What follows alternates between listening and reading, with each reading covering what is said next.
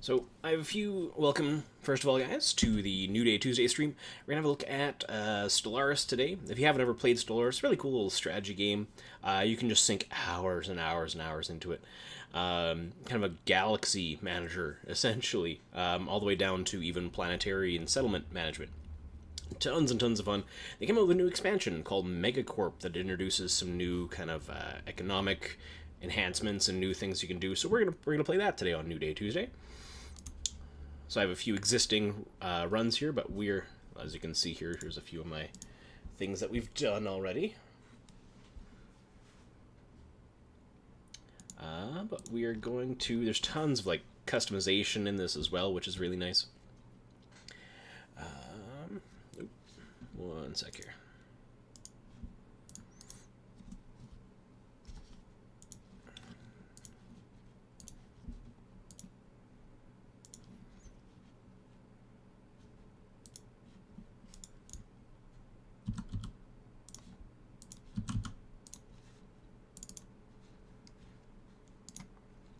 Sorry guys, be one sec, just getting some stuff set up here quick.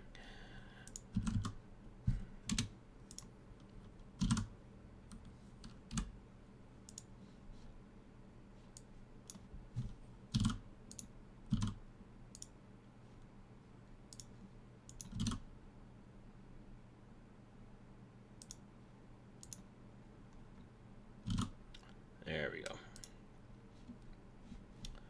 Alright, so now we've got all that set up. We should in fact be good.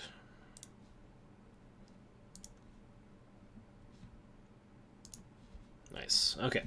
So we're going to get in, we're going to play the new expansion called Megacorp for Stellaris here. So you can pick one of a number of pre-existing factions. Each faction has some benefits, some drawbacks. In this case, this alien or this species that we can choose is democratic, so they hold an election every 10 years to select a new ruler. This can influence a bunch of things like how happy the population is. They have shared burdens. It allows a shared burden living standard under which all populations have moderate consumer goods upkeep regardless of strata. So kind of shares the wealth a little bit. Disables the use of living most other living standards, so increases stability by 5 because everybody has some at least. Functional architecture reduces build cost and upkeep for all buildings and districts by 10%. Seems good. Fanatic egalitarian. They must have democratic government form, which allows utopian living standards. And they are materialists, which is kind of weird to have those two combined, but so they are fleeting. Their average lifespan is a little below average, which can affect, for example, how long your generals and admirals live, and kind of how much like your political leaders live. So you'll have to have more often elections. They may die in office and be replaced with either better or worse replacements. So I'm just gonna get the phone on silent here so it doesn't interrupt us again. But let's kind of show off this new game and make a new one. I'm gonna create a new empire. So these are gonna be very businessy people. We're gonna try and do the Megacorp. So their appearance. Let's do arthropods. So kind of what we would see as insects type thing. We want kind of a very well-to-do insect. Not too much of a... I think these guys seem neat. They'd be business people.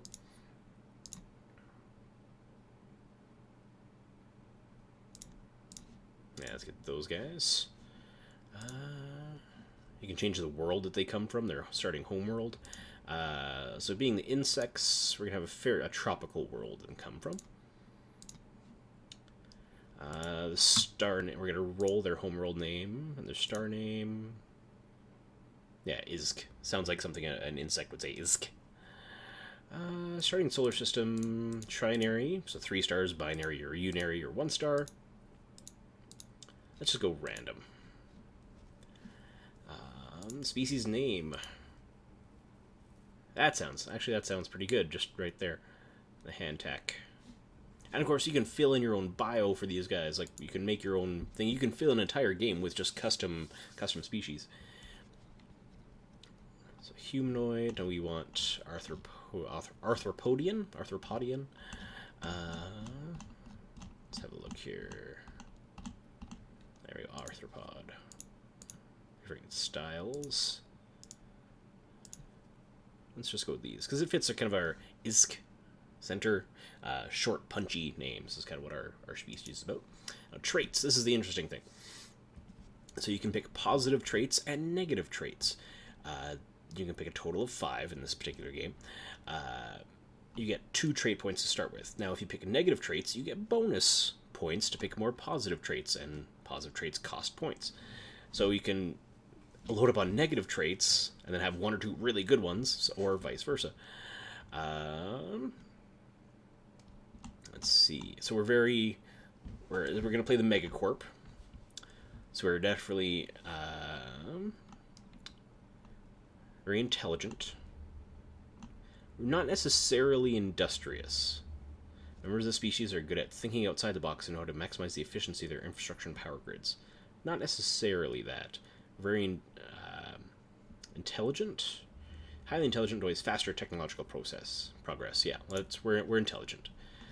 But now we got to pick a negative thing. We're going to be slow breeders, though, hence why we have time to think about money a lot. Slow breeders, though, population growth is slower, obviously.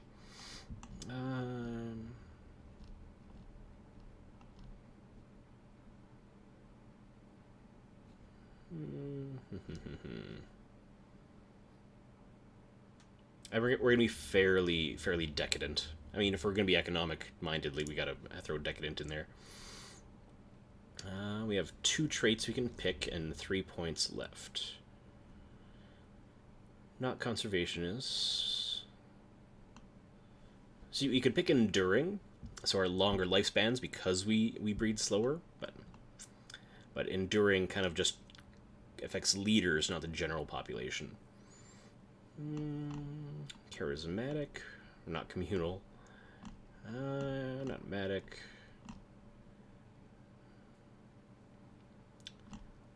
Adaptive, natural solution, natural physicists, natural engineers. So we could be industrious. Let's say we're industrious. We have 1 point left. We be natural engineers, physicists, sociologists. Talented. We be quick learners. Quick learner sounds right. Let's be quick learners. Get that experience gain. Plus, we're economic. You gotta be quick learner. So slow breeders, and we're decadent, but we're smart, industrious, and we are quick learners. So we got our name and class, our city appearance. We're gonna go just with our Arthropodian. See out the window there, Arthropodian city. Is it Podian or Podian? If somebody knows, please correct me. Pointy. Cool.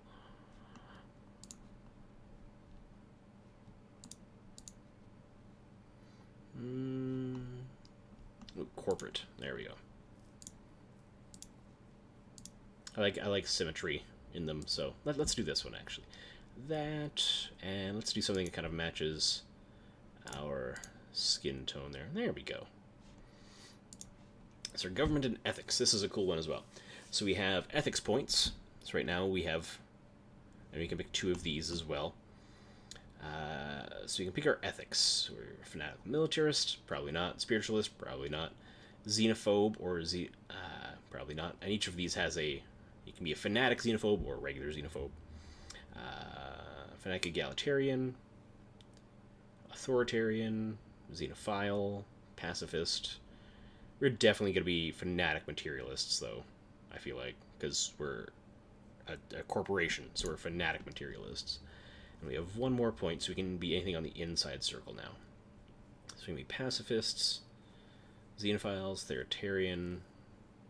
We're not militarists or spiritualists for sure.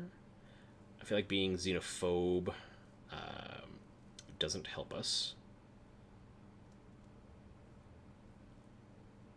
You could just be double. Oh no, you can't. You can only be one per category. Okay. I think xenophile, honestly.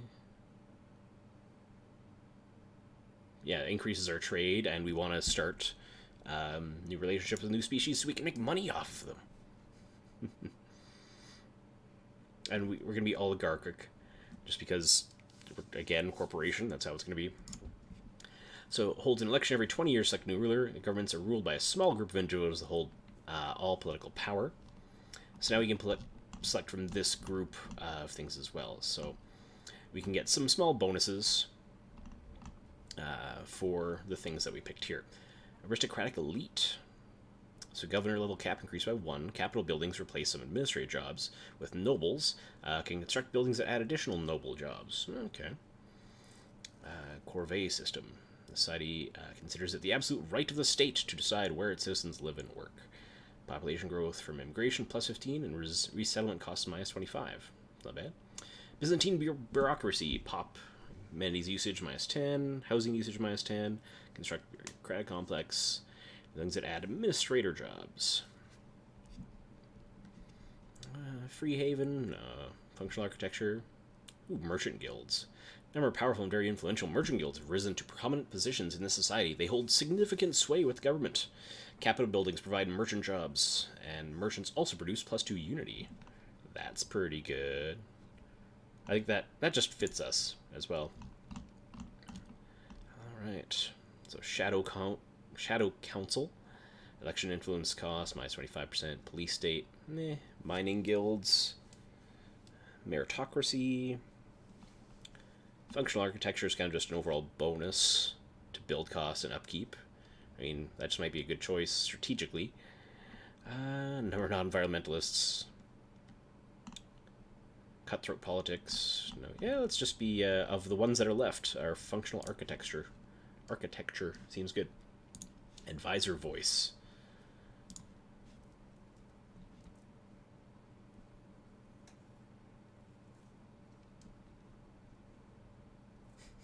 Fair enough.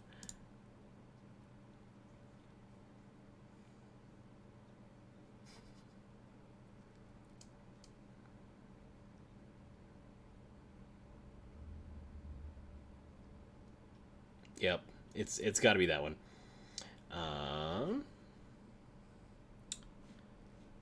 Just all of the buzzwords. The Allied Hantak States, the League of Isk. That's close. Hantak Administration Committee, not the nation, Commonwealth. Because we want something that speaks to our corporate, the directorate. There we are. Our flag. We get our flag ready. Our ship appearance. It's going to be the Arthropodian ship appearance, because that's what we are. I'm going to roll that Roab. Supe. There we go.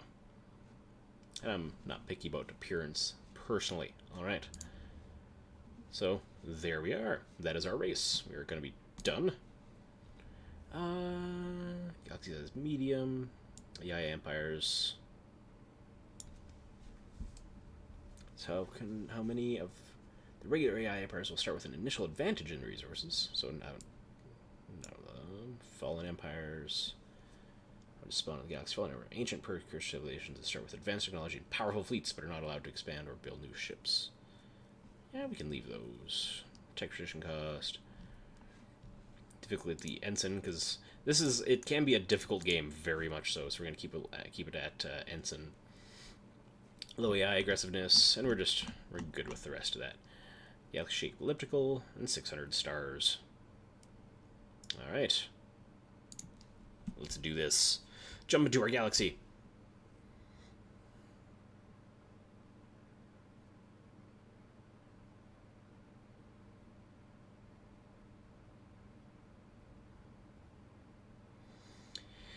In the aeons since the first primitive Hantak communities took shape in the dense jungles of the Isk Center, Our civilization has spread and prospered. The chaotic periods of our early history eventually gave rise to a new society, which unified our people as none had done before.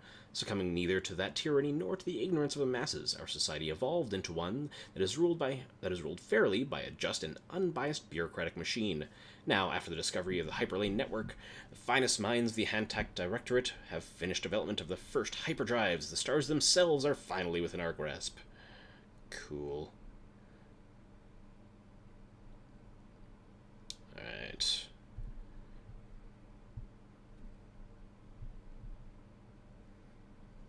Seems good. Begin.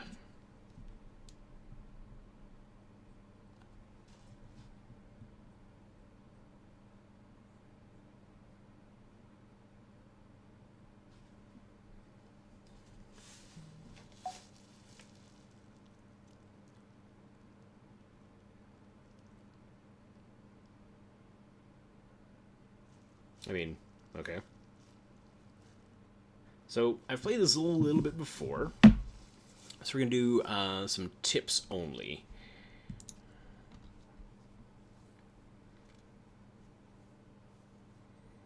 But if you haven't played this before, by all means, you can click full tutorial, and it really, really helps you out. So we have kind of all the things we can issue commands and do things with right here. You can pause and unpause with spacebar as you feel fit. So right now we're going to go to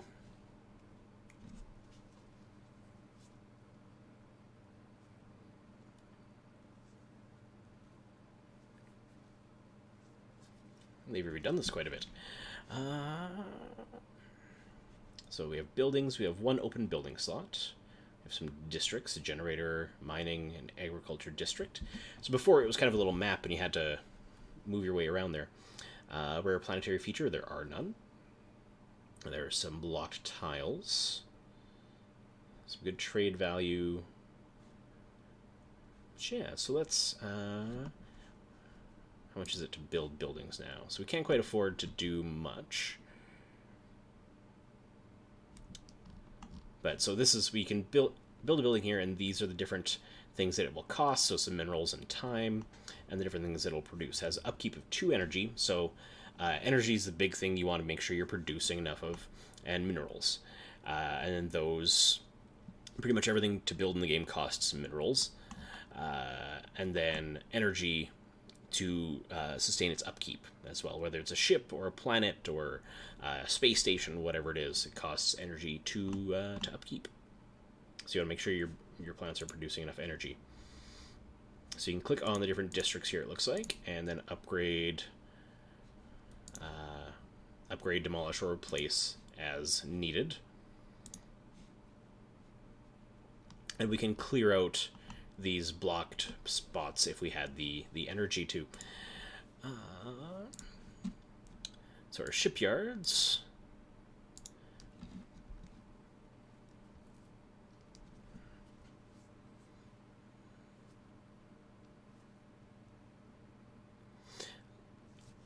So in this case, a star base is what you build when you want to claim a new solar system. It's also what you can upgrade into to produce ships in that system and defensive platforms, all kinds of things like that. So right now we have a Navy cluster, a builder ship, and a science ship. Science ship, you have to scout a system before you can claim it. So you use your science ships to do that. And then you claim it by building the starport with your construction ship. And you can see here we can build more science ships or corvettes, like military vehicles. Military fleets.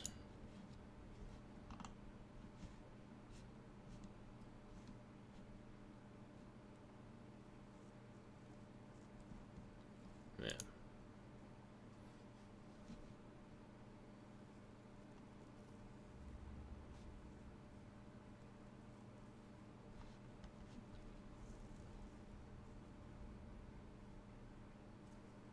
Just what he said.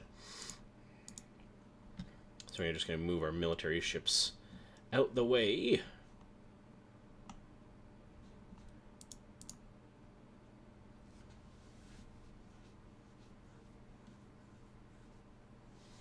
So you can see this planet was producing 5 energy credits, and because it's green, that means we are collecting them.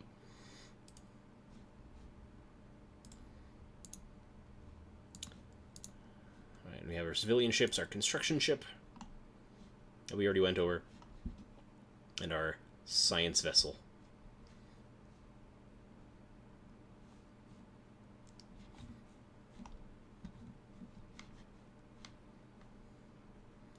So what we're going to do, I'm going to show quick. So we're still paused, no time has passed, stuff won't actually move until we unpause. We're going to click on our construction ship. And see how it says we want energy. It says 2 planet producing, so you can right click on the planet, and building mining station for 100 minerals in order to collect that 2. Keep in mind though, this mining station will have an upkeep of 1, so it's only a net gain of 1, but still it's a net gain, so we're going to do that. So we have our plans. So we can, here's your kind of solar system map. You can bump out to the galaxy map. So we're kind of the hub of quite a few centers here. So what I like to do is go to our access points, there, and there, and kind of cut those off so I can exploit this whole little cluster here.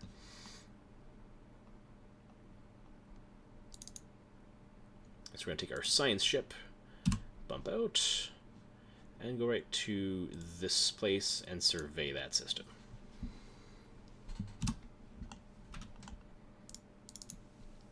And we're going to unpause, and everybody's going to go do what we told them to do.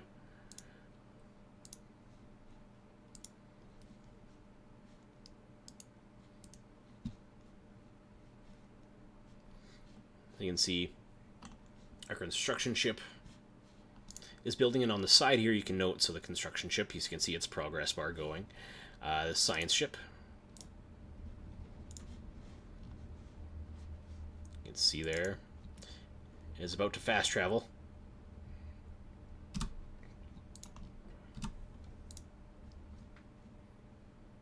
All the way to this other system.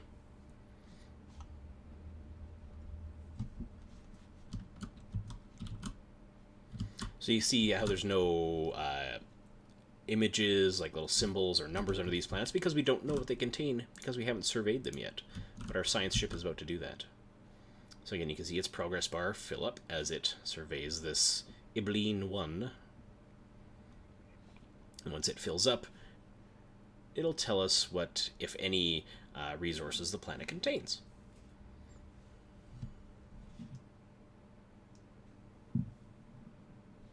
And you can speed up the game, slow down the game. I like playing it at this pace. Sometimes it's nice to stop. Okay, so that planet contains 0 resources. It's barren. What about its moon? Oh, so we finished our mining station. So now I like to pause. See how it's red? That means they're idle. They aren't doing anything. You can right-click on them on ships on the list just to go right to them. What else? So we have 3 engineering research. Oh yes, let's start our research. So up in the top left here you have our energy credits, minerals, food, and then consumer goods, alloys, influence, and unity. We also have our research and different minerals that we can gather. For now, you can actually conduct research.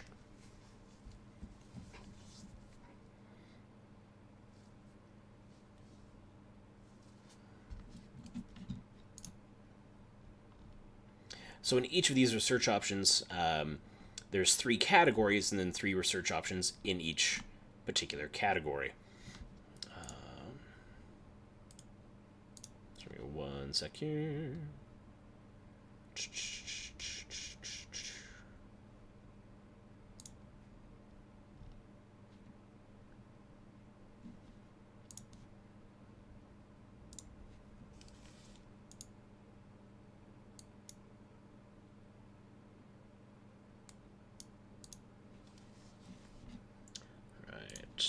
So I'm just gonna check one thing quick.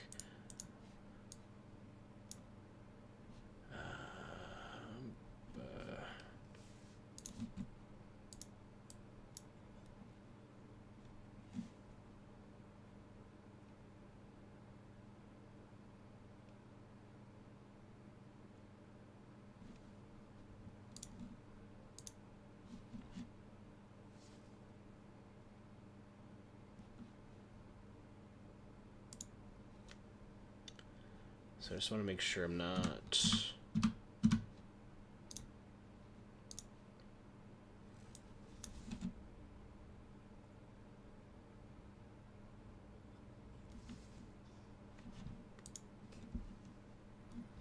you guys are getting, like, no game volume. Okay, cool. That's interesting.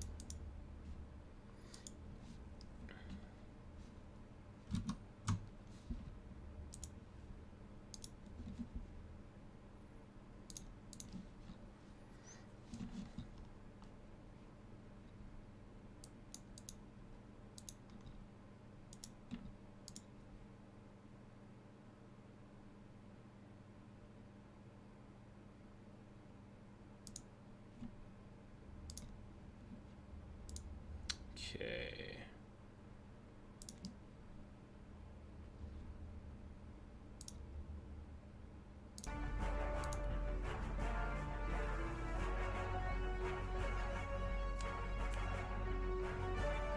Okay, I think you guys are getting it now. We'll just turn that down a little bit for you. Alright, now I think we're good. So, back to his game. Sorry about that, guys. I've been using XSplit to stream Diablo, and kind of got a little used to it. So, what are we doing? Back to our construction ship. So, we can go get some... Let's go here and get our minerals. Kind of, personally, I prioritize usually minerals and energy.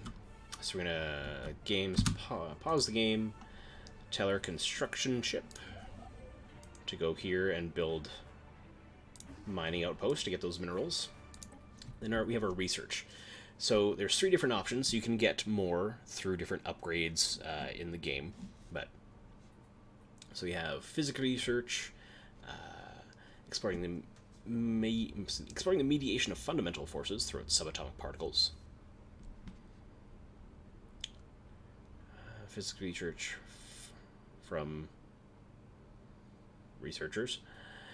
Energy credits from technicians, plus 10%.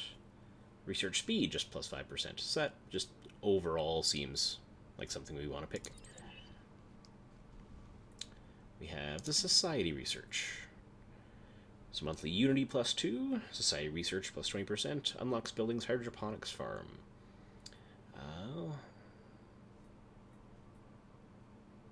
Additional edicts. Edicts are a thing we'll get into. We'll do that, though, for now. And engineering. We can have better armor for our ships. Mining station outpost plus 10%. That might be... I think that's a solid one there, I think. Versus engineering research from researchers plus 20%. Let's just go with bonus minerals. So each of those has 48, 48, and 46 months. Now, a month takes roughly a minute in actual unpaused game time. Well, actually less than a minute. It takes about 30 seconds for a month. So we're going to go to... Our science ship is doing a thing. Our construction ship is doing a thing. As our empire grows, trade between our planets will become an increasingly large part of our economy. We want to do that. Starbases with trade hubs collect trade value within their system to be routed to the capital for conversion to energy credits.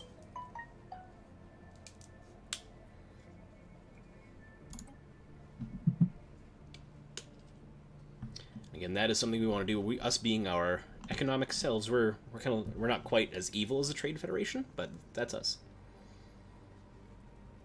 Not quite as evil, mind you. Alright. So our construction ship is building our other mineral base.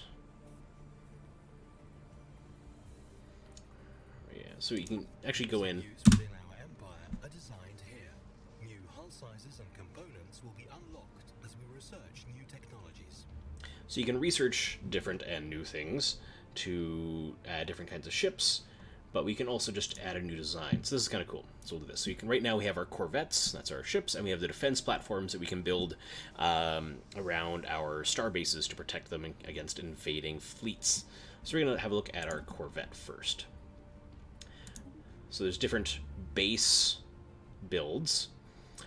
We have the picket ship, the missile boat, and the interceptor. I haven't built a picket ship before, so let's do that. So we have flak batteries. So these are point defense.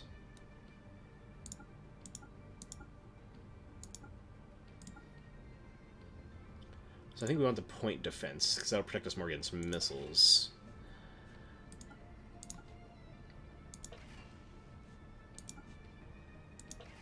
Yeah. And we have lasers. Let's do red lasers. We can always upgrade these later. If we ever upgrade our later lasers, we can come back to this, upgrade the lasers on this, as well as upgrade lasers on any existing fleets that we have. So we can always come back later and adjust these. Armor, or sorry, additional or add-ons. So you have this power booster. We might not need that yet, though. So let's go. I like to do 2 armors and 1 shield, personally. But we're good for power still. As long as we're positive power, we're fine. If we ever go into negative power, that's when we need to throw in like the reactor boosters and things. But what should we name it?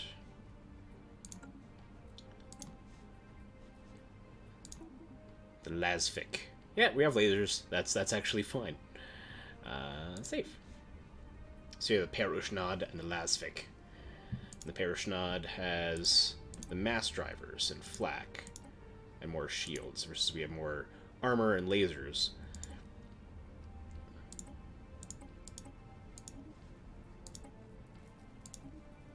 But anyway, so that's we designed our little ships. That's just showing you guys that.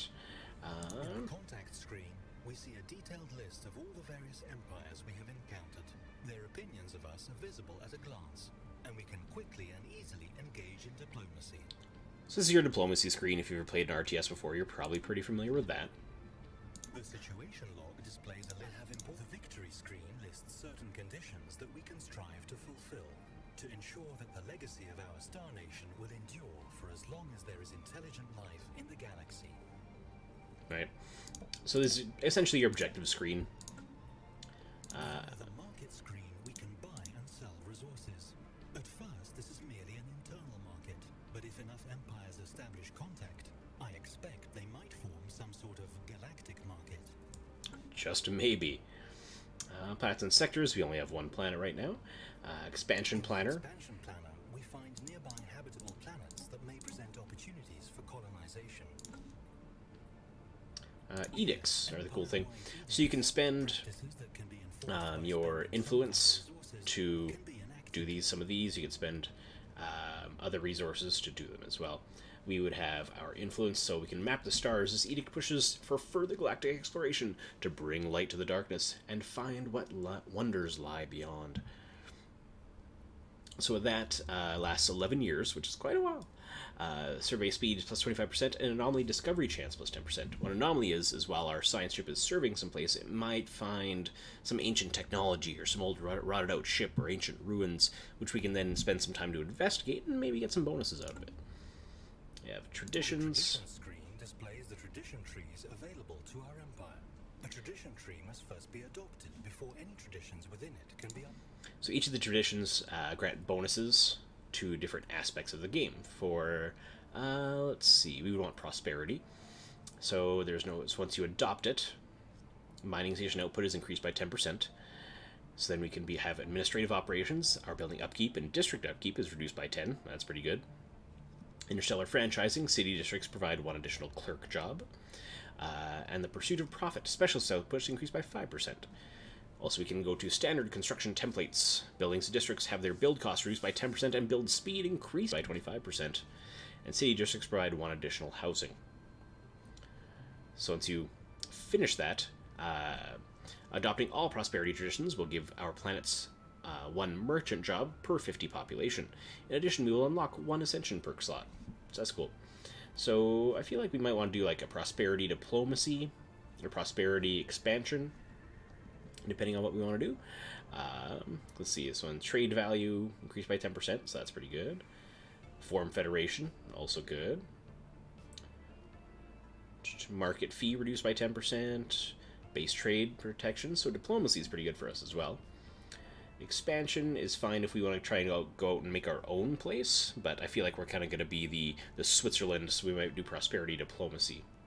But ship designer and fleet manager, technologies, factions, claims, those guys. unpausing, get our stuff going. Our construction ship is building our mining colony over Pindravosk. Our science ship is surveying away. So the sun here is only worth 2 energy, and that's it.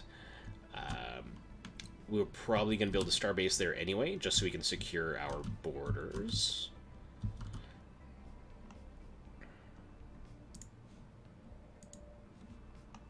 Even though this system may not be worth a lot. So we're collecting the 3 minerals off of there now. Awesome. So let's go here and get... Anytime you see something that's more than 2, it's usually pretty good value. So let's go here and get that research. So when you collect the research, it's used to help...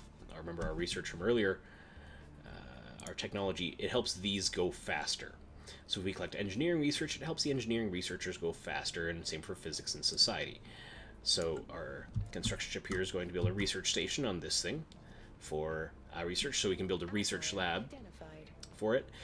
Use construction ships to build a research station around certain planets or stars. So here it is, our science ship identified an anomaly. An ancient orbital shipyard drifts in space above this world. It has suffered significant battle damage. Entire sections of the facility are missing. So we're gonna... These are more often than not good, but right now I'm gonna leave it be because we want to research. We want to scout this entire area or survey it, and then we can build our border station there. So we're gonna leave that be for now. We can always come back to it.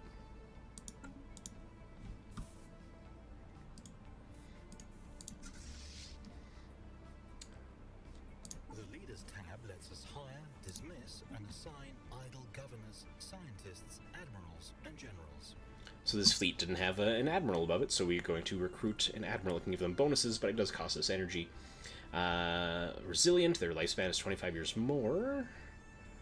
Their sublight speed is 20%. That's actually pretty handy. Yeah, let's do this one. +5 evasion and sublight speed, so they're going to be pretty good in combat. So we're going to recruit them. We're just going to pick you, so they're leading that fleet now. Now, we upgraded our ships earlier, if you remember. So we can click on our fleet and click here to upgrade them. Upscaling complete. It'll cost us 89 alloy to upgrade them, but worth it. Because right now their threat level is 117, so keep an eye once they're done upgrading what it goes to. So construction ship over here is done. We're collecting that research now. Let's head over here and might as well finish off this system. Build that one there. How's our science ship doing? Anything else in this? So we have some resources available there.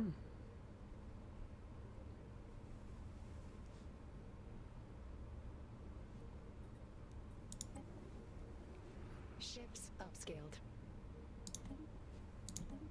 So the threat went up a couple, which is nice. That's just their ballpark threat, right? It's always a little bit of rock, paper, scissors. As to, you know, lasers being good against shields versus armor, so... But that's just their average threat. So you have all your notifications up here.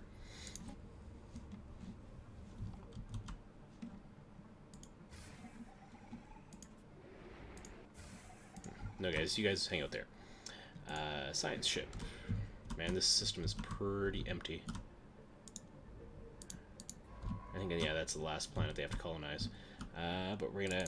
After the construction ship finishes this planet, we're gonna have them head over up to Ibleen. A small celestial object with pronounced gaseous and particulate tails was recently observed in the ISK system. Its passing was uneventful. Okay, that's fine. So if it's uneventful, what are you telling me for? Don't waste my time. Get out of here. Future market survey complete. Ibleen system has been surveyed. As our science ship scans the surface of Ibleen 5, it becomes quite clear that we have found something out of the ordinary. Its composition and history provides it with extra materials that we should take opportunity to gather. We will surely come across even more irregularities like this as we survey new planets and should not underestimate their impact on our expansion. So we are going to take our science ship and research whatever on Earth that was. Can we?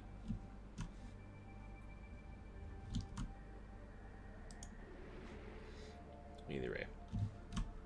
So, yeah, very, very few resources here. So, building the star base here, its upkeep is 1 power. The star here only gives us 1 power. But we're going to bring construction ship over to do it still, because we want to, like I said, we can secure our borders and get this research done here as well. So now that that's done, we're going to go over here and research.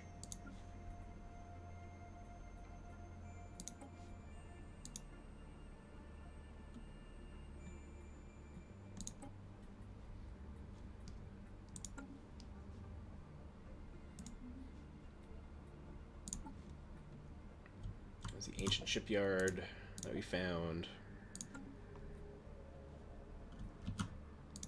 So now these things can take a while. Like, he's marked there to take... So watch how slowly that bar can go up. Like, our construction on the starbase will probably finish first.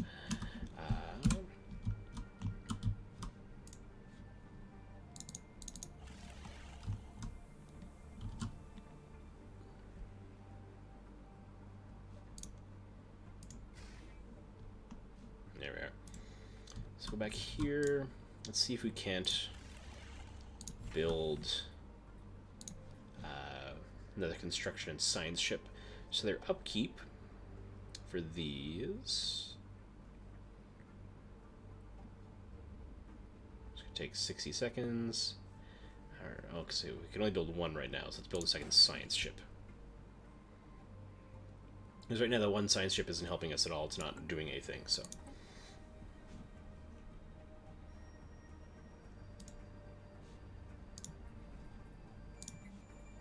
So now we have minerals enough to build some of these. Culture workers from consumer goods. Metallurgists from minerals into alloys, which is handy. But these up things also have energy upkeeps too, so a person has to watch that.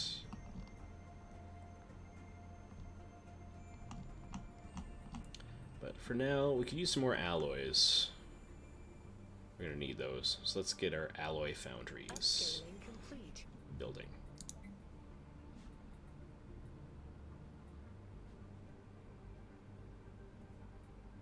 But now we're low on minerals, so we'll have to wait for that.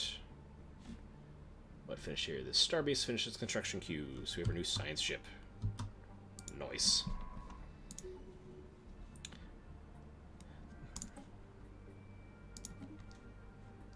So we're going to recruit a scientist. Planning energy right now. Research speed plus 10. Research speed new worlds plus 15. Research speed voidcraft plus 15. So we're just going to do general research speed. They're also one of the younger ones, so that is worth. And then we're going to have them go to this system and survey there.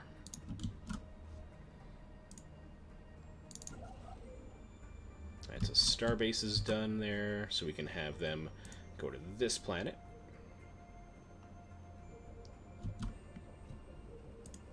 Also, no planets here actually had any resources. So let's just build a mining station on their sun to help offset the upkeep. So this system is essentially a net zero for us in that it has no resources. But it is on our initial borders here. So we're probably just going to go like base, base, build a base in whichever one of these is more prosperous, and then base out here. Let's see what our new science ship has found. Okay, so not a lot of planets, but a lot of moons, which can sometimes be good.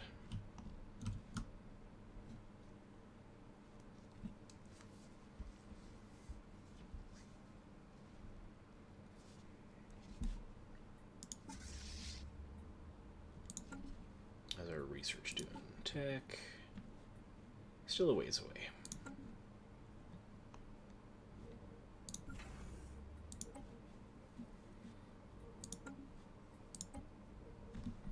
And once a person starts having their system really expand,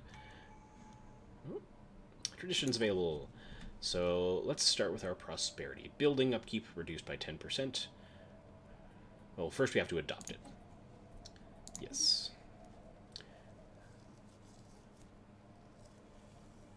So we'll give our mining station output increased by 10%. So we go from 28 to 30 point something. Upscaling complete.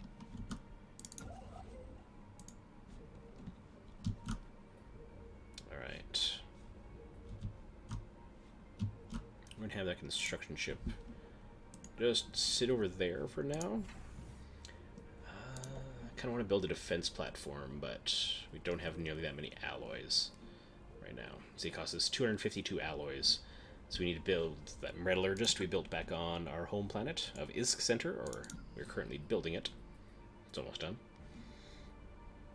That'll help us produce those defense platforms and other ships faster.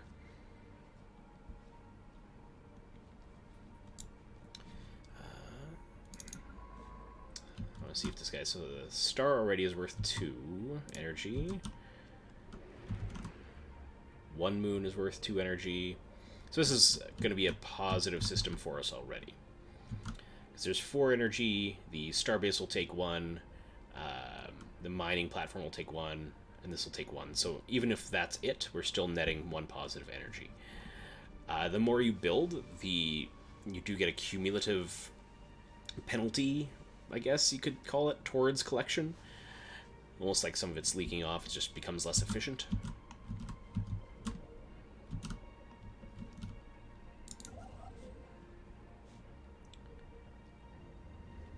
Upscaling complete. No, it's a planet, so... so yeah, alloy production went up. So we clear the blocker. Oh, we can just build another district. Cool. Like I said, they've changed this. I just played this not that long ago, and they've changed it up a little bit. So, but our science ship is almost done researching. So didn't find anything on the planet there. But this planet has 4 moons, so hopefully that's some worthwhile things there.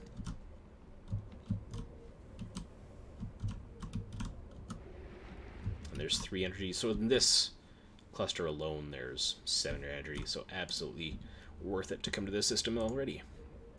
Let's see what this guy finds. It's just about done. Or this bug. We's the bugs. While conducting their survey of Ibleen 4, the ISS Hadhamhir detected the remains of an automated shipyard in orbit. It's at least 1,000 years old and seems to have been subjected to a heavy missile barrage, but one of its manufacturing bases is still in working condition. Since Officer Ultai is confident that power can be restored to the shipyard, it will be a significant project. Situation log revised. So they gained a level. Right, so our situation log. Let's check it out. So let's pause for now while we make a decision about this. Repair the automated shipyard. Has 1 construction ships in orbit, so I can use that ship to repair the shipyard. Does it say how long it would take? Doesn't. But we gonna do it anyway.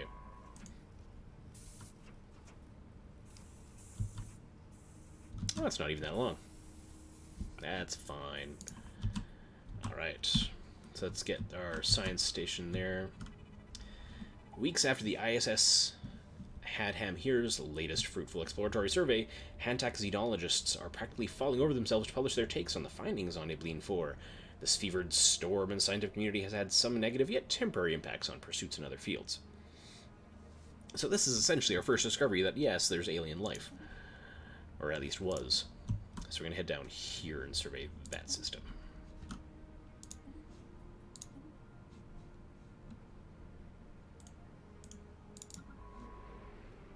Alright, so we're surveying them now. So there's nothing out there, but it's a toxic world. Fair enough.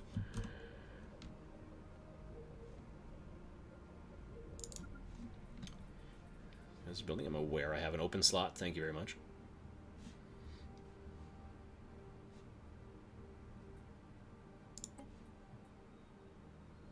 Declare martial law, discourage planetary growth, distribute luxury goods. These are new as well. That's neat. Yeah, leaders gained a level. Most all our research scientists gained a level. Nice.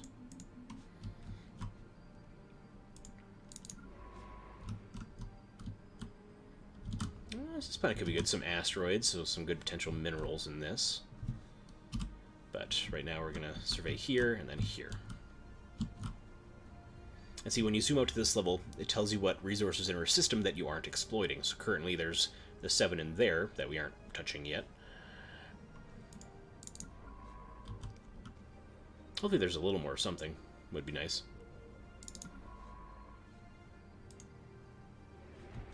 And what is here? Incomplete. Okay. So again, some asteroids. Maybe we get some minerals out of it.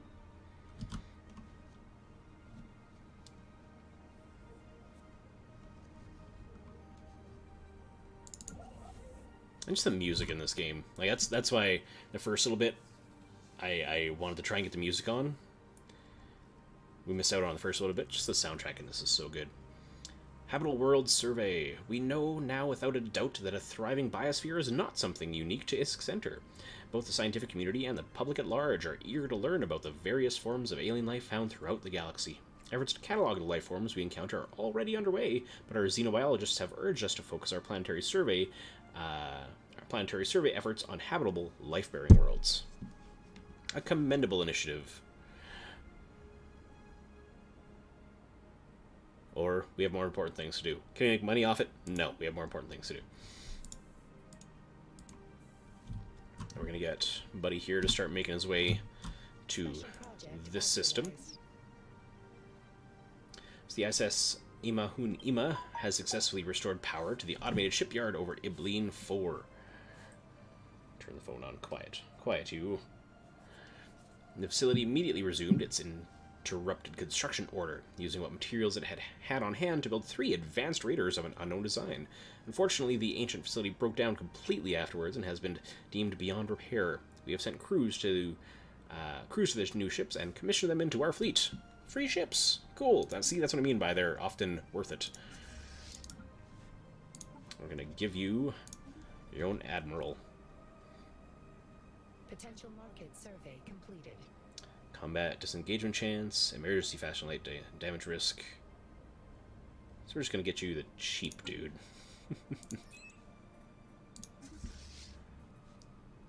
Oh, I think I reassigned my other one. Yeah, oh well. He was better commander anyway, so we'll put him in charge. There we go. So the construction fleet's headed on the way there. We'll get them on their way here to survey that system. Can we build another construction ship yet? That would be handy. Yes, we can.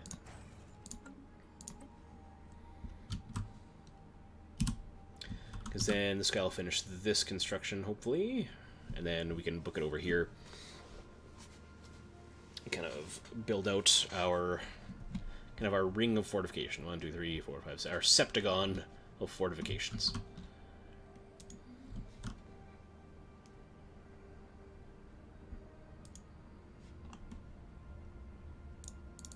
I want to see this fleet.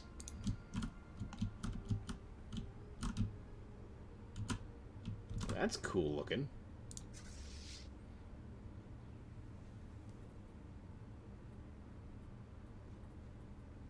Upscaling complete. Alright. They're out there. We've got our new construction ship. Sweet. Okay, we're going to send you out to this system. Ooh, there's potentially a habitable world here. Dontar 1. It does look potentially habitable.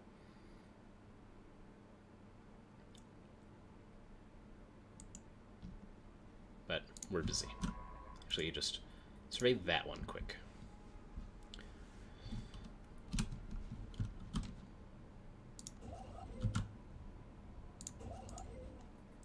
So we're going to build our first, well, I guess our second outpost, so it costs us 75 influence, which we have plenty of up top there, and 100 alloys, which we also have plenty of.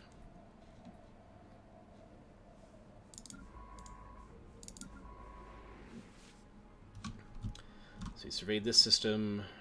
There's some trade value, some more trade value, some research. So not a ton in this, unfortunately. One of our science ships has just surveyed a world that would make an excellent candidate for our first colony. It is of the same planet class as our home world, so our colonists should be quite comfortable there. Sweet. Yeah, 80% tropical. Yeah, it's just like our homeworld.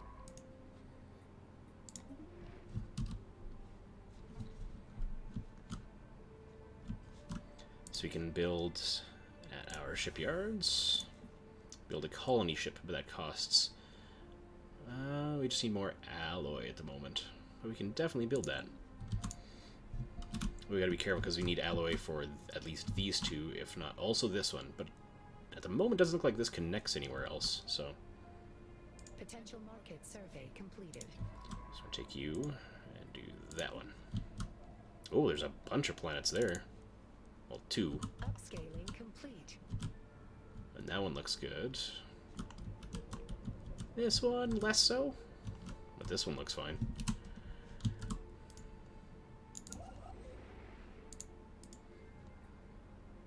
So see the influence cost is increased. Mostly because it's not connected. So we're going to actually get you to fly there.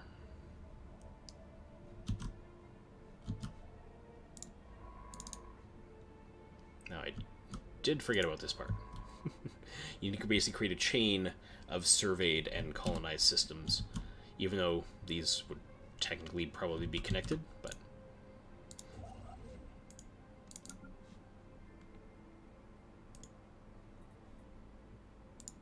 Hey, you're coming back to there.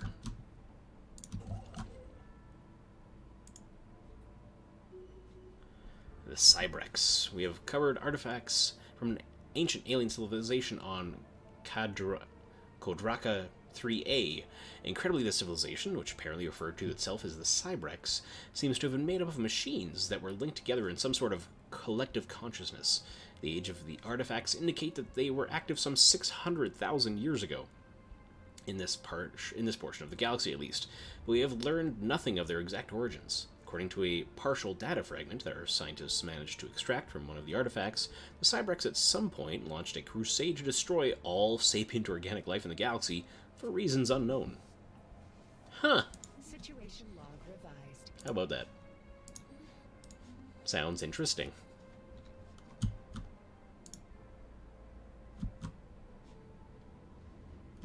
Market outlier identified. It's not a lot of time. We can research that. Well, actually, I need my science ships right now.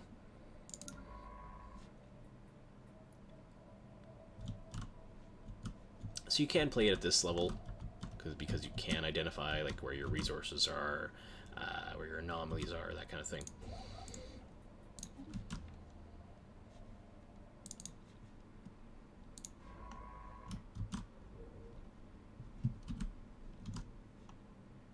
How's this system doing? Oh, there's a lot of stuff in here. Well, hopefully a lot of resources, though. That's what that means.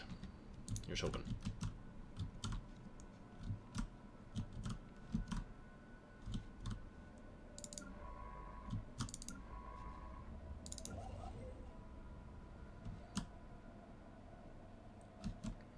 Okay. So we can build our first colony ship probably now if we want to, actually. Yes, we can.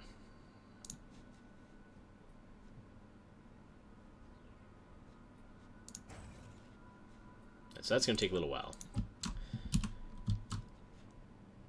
So we should be able to finish up the surveying of those and do this one. Send that colonist ship down here.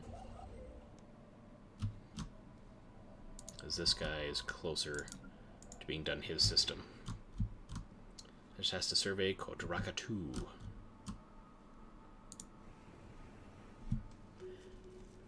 Through their hard work experience, chairwoman Supei has developed new skills. Nice. What'd you get? She's now adaptable.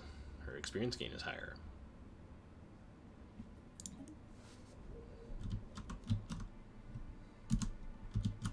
Okay, so they have last planet in that system that they're doing.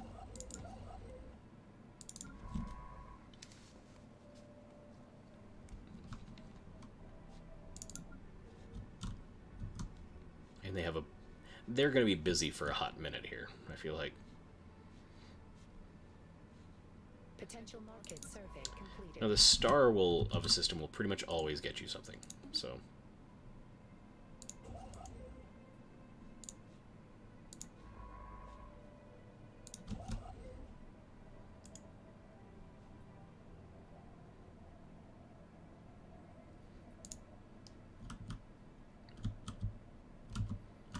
So we have the outer two there. Really, that's all we need. We don't necessarily need to settle this one.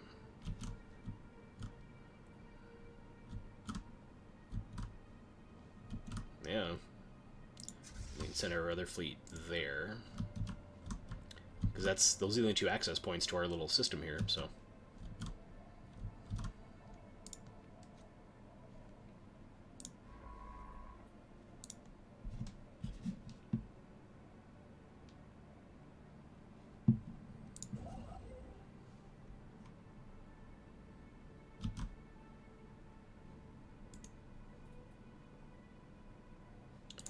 Let's wait and finish surveying this system. Maybe we'll just, if we can be patient, we'll save some money. So, traditions available. So now, buildings and districts have their build costs reduced by 10%, build speed increased by 25%, or building upkeep and district upkeep reduced by 10%. That one, because that should immediately give us some more resources. Well, once it's done being researched. Because right now we're pretty low on energy. Because those ships that we found are a drain on our energy, so...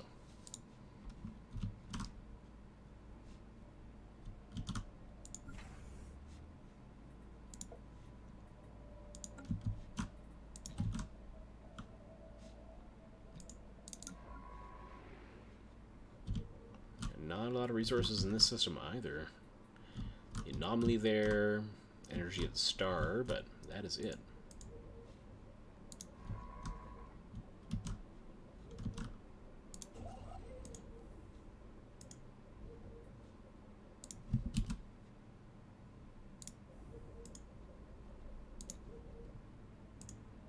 Outlier identified.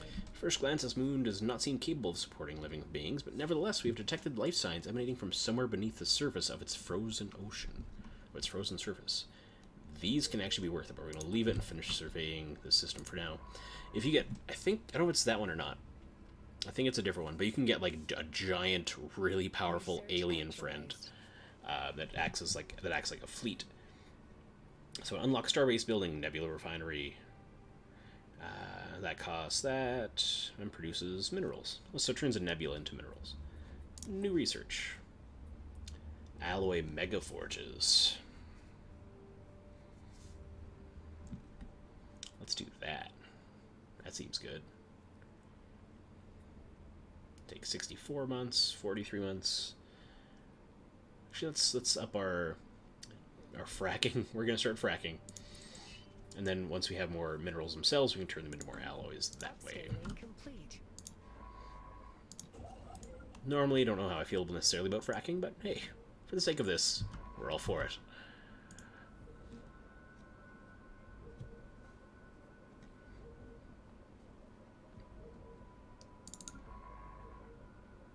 Oh, did we find something on this planet? Dontar 4. Nothing. So one more planet left in that system, then we can build our starship, or sorry, our starbase there, then our starbase. Well, 2 energy there for the whole system does not seem great. How good are these planets?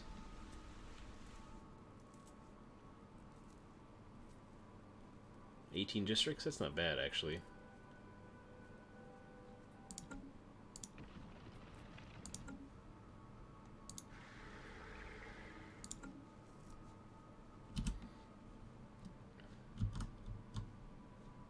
Where's our other science ship? Oh yeah, they're down south there. Oh, there's a few more tradable goods there. Yeah, this system is definitely worth it. But I think we're gonna go this one and this one. So we're gonna need to research the Koronagi system. Has been surveyed. Thank you. So you're gonna go and do that one now, please.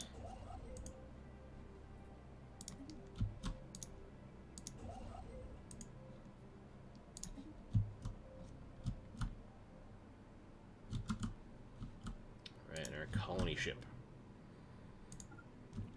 is gonna move there.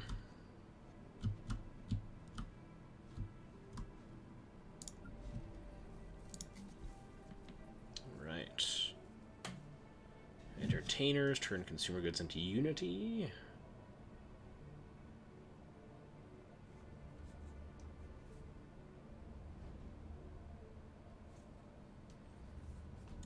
We can turn clerk jobs to reduce trade value and amenities. Turn minerals into consumer goods. So for energy, we can afford this, and it turns minerals into alloys.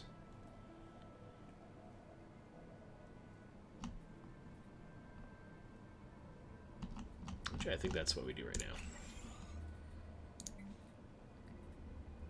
Research actualized. 2 generated districts out of 6 possible.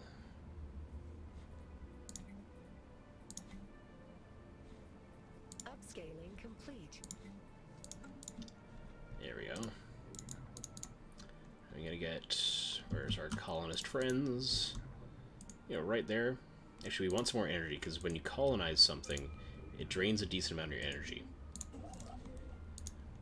Because, well, it did. I don't know if it does anymore, but I don't want to gamble that when I System has been surveyed. am not super low, but definitely not have all of the energy.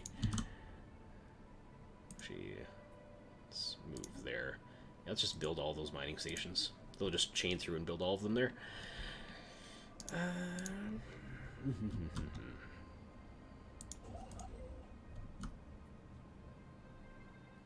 So we're lacking some influence. Well, our research finished too.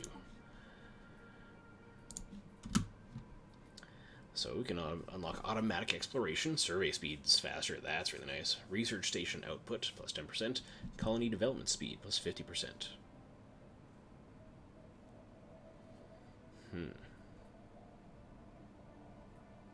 We're about to develop a colony, but survey speed is just going to be more useful overall for the rest of the game.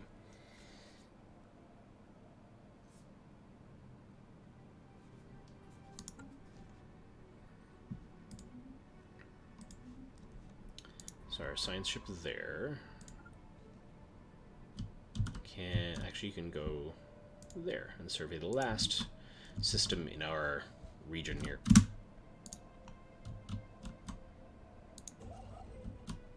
You're going there. You're waiting patiently. How's this system look, actually? Not great. Nothing special.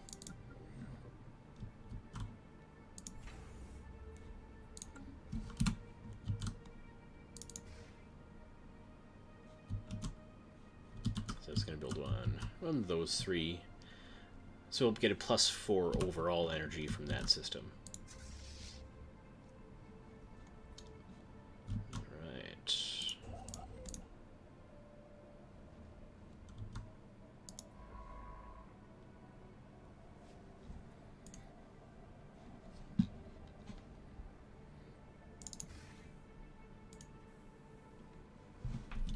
So we're going to do, we're going to tell this ship it can start colonizing. We can afford to take a little bit of a hit on energy temporarily. We got lots, so. Dauntar Prime. Research actualized. Yay. New research. Off-world trading company. That's good. That's what we want. Yeah, let's just do that one. Upsizing. Congratulations on having colonized a new world. Our colonists are now in the process of building their first settlement, but it will take time for them to become self-sufficient.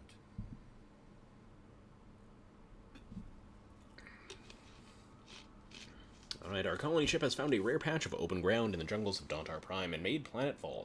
The landing site is surrounded on all sides by lush vegetation, and sentry drones have been deployed to guard against predators. The ship has been permanently converted into the administrative headquarters of the new settlement, and its reactor core is in the process of being removed so that it may serve as the colony's temporary power source. Hundreds of small tents and prefab shelters have sprung up around the former starship's massive hull as colonists begin to disembark in large numbers, the first Hantak city on an alien world. What?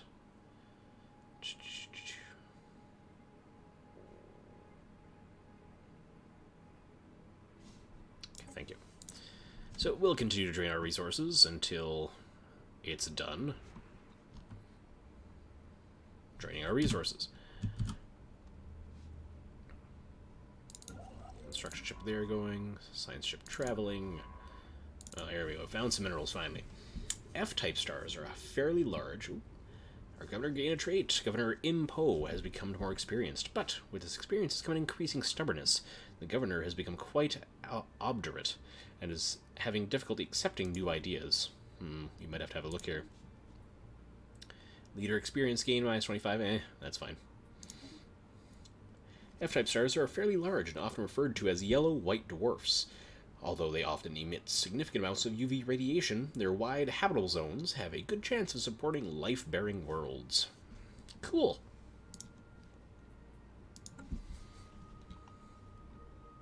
And some worlds with minerals on them, too. That one doesn't look habitable, that one doesn't look habitable. And none of these... Well, this one might be. No. No, it's not. Not even a little bit.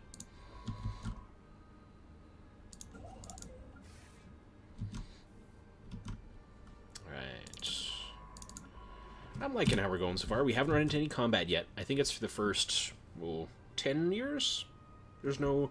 Then you get pirates start to invade, hence why we have the 2 access points into our system colonized.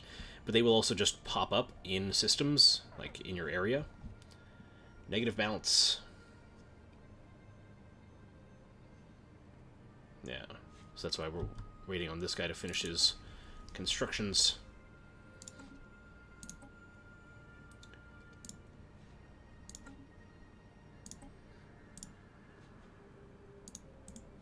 Thank you, I'm aware. Will you hurry up? Especially on that 3 one. After he finishes this, we should be fine for energy again.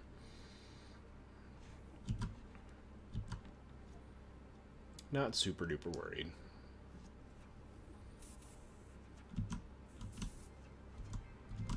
You can build generator districts on the surface of colonized planets, using construction ships to build mining stations around edge-rich planets or stars, or by selling resources on the market. So we'll also visit our thing here. We got enough alloy foundries, I think, now here. Research labs, planetary admin.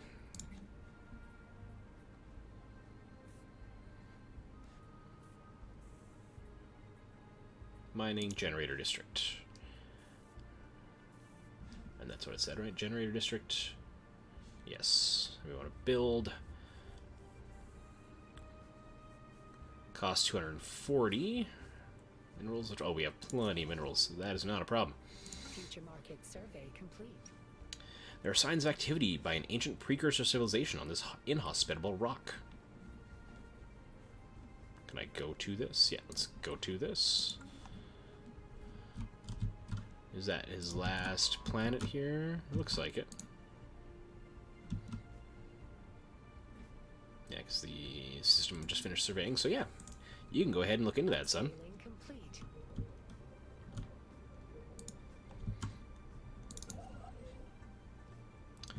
You're good there. So now you're going to go...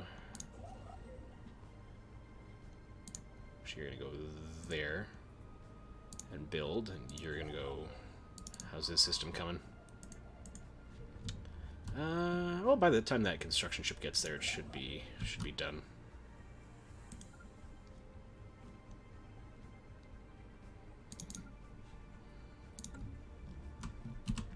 Because you want to make sure your economy is decently set up before you start a colony, or else creating the colony could kind of bankrupt you, essentially.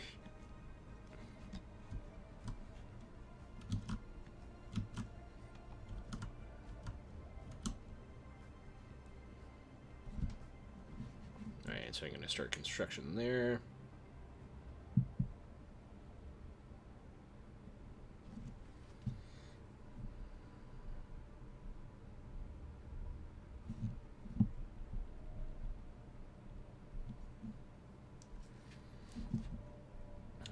Found an anomaly. Yeah, we know that. They're looking into it currently. Thank you, though.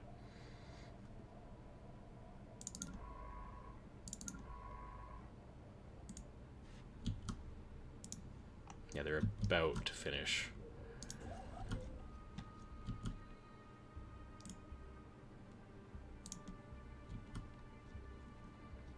Once this is done being surveyed.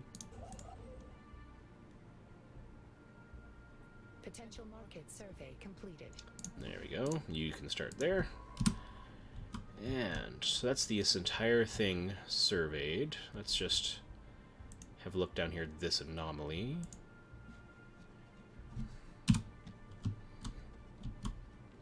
Anomaly.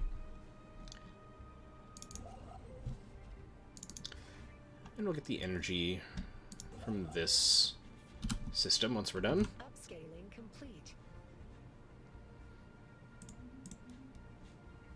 So that gained us kind of 2 more energy overall.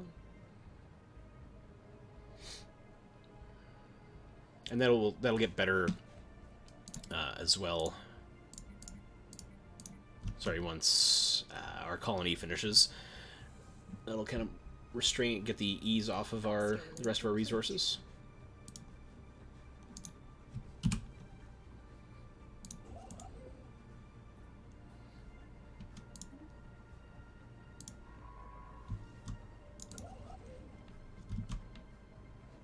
Okay. I'm gonna go ahead and send in our more powerful fleet just down to Zarim. Then when the pirates pop up, if they pop up in our area, we can kind of quick react to them.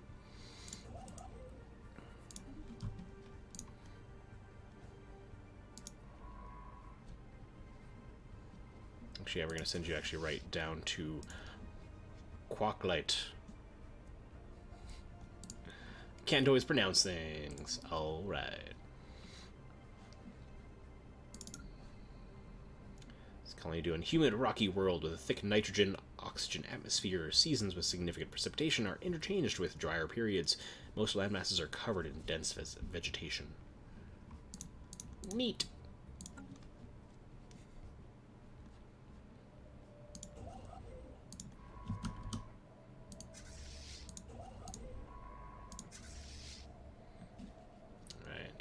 So we're basically sending the military ships down there to escort the science vessel as it does its research.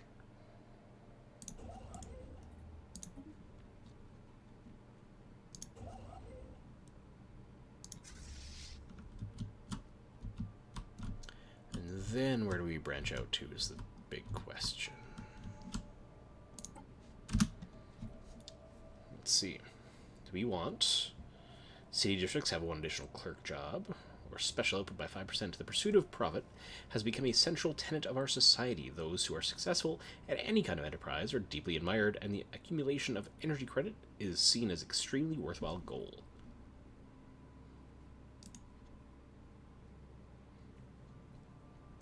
Or we can do this one. Buildings just have their build cost reduced by 10% and build speed increased by 25%. Build cost and build speed. I'm looking for more upkeep.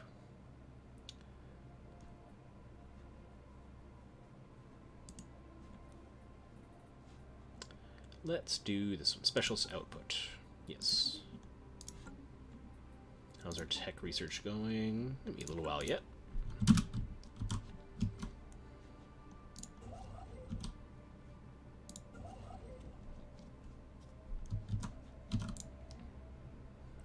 Ship here. Yeah, should be on the way. Yeah, because basically they don't always like to pop up right next to your... Well, that's actually they usually do, to be honest. But this way they can't chase... Well, they will hopefully not chase our science vessel out of place while he is researching.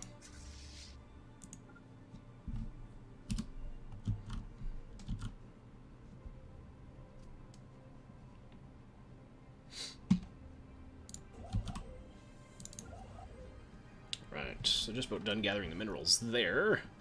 And they will venture down to Zarim, that one, this one, and build our starbase there. So we have 3 more starbases to build.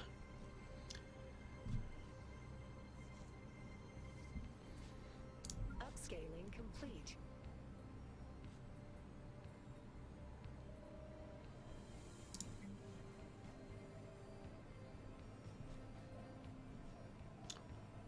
A clerk produces trade value and amenities.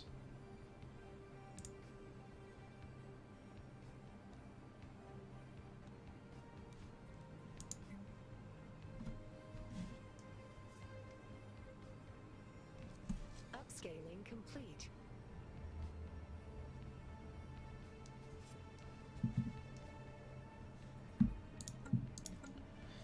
Alright, 2 construction ships here are done. So why don't you just come down here and build that mining station already. You go down there, build that. How's our research coming here, science people? This one, of course, going much, much faster, being a simpler project. So you can see the difficulty here. This was a difficulty 2, little Roman numeral 2 by it. Here, this one was a difficulty 8, so way up there. Of course, it's taking much, much longer. But hopefully, the payoff will be bigger. You never know. You can always essentially RNG bad numbers, so. Deep scans of Quocolite 4A have revealed a large ocean heated by hydrothermal vents beneath the ice mantle covering the surface. Science officer Ulta dispatched probes from the ISS Hadham here that drilled through several miles of thick ice and found the water below teeming with what appears to be life. We will need more resources to conduct a thorough study of the many unique life forms inhabiting this ocean. Situation log revised. So see, now we can get more societal research from there. We have our situation log. Mounted deep sea expedition.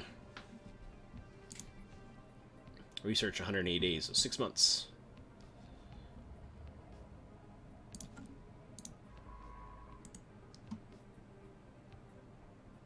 Well, there's another anomaly. So research the other anomaly first, because that project's going to take a while.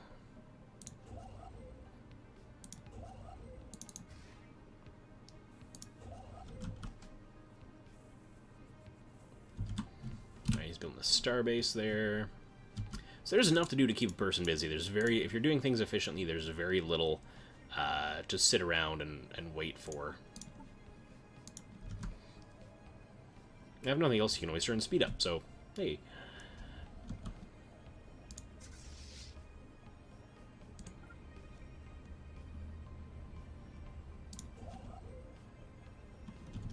Okay. What are we doing here? Lots of energy. Could use some more consumer goods, to be honest.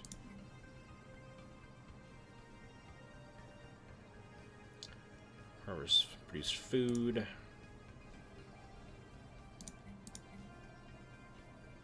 Third value amenities. Missions produce energy.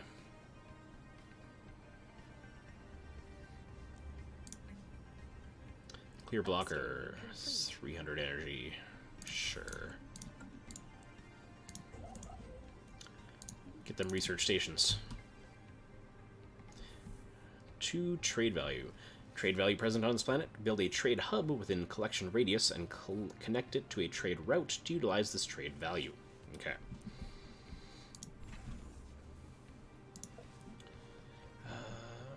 So I can upgrade to a starport. Actually, let's get our main one. Our station as its trade hub. Collection range +1.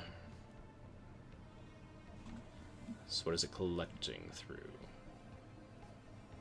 So right now, these aren't getting collected.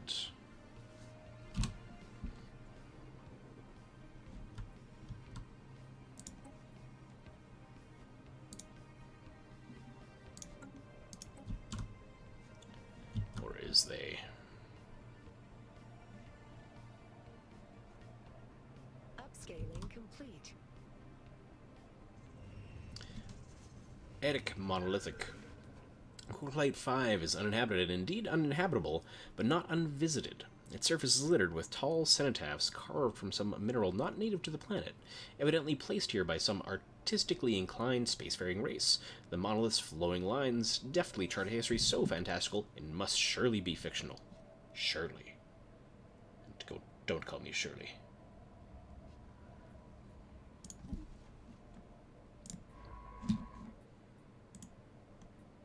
Research projects in the system. Yeah, sure, why not? Move there. Upscaling complete.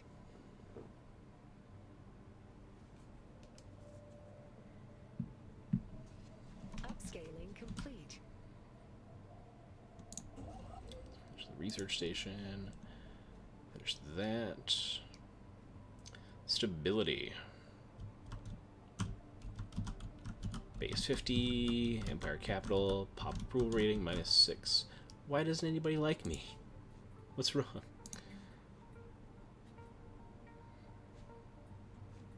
I think you need this for amenities. Let's build a city district.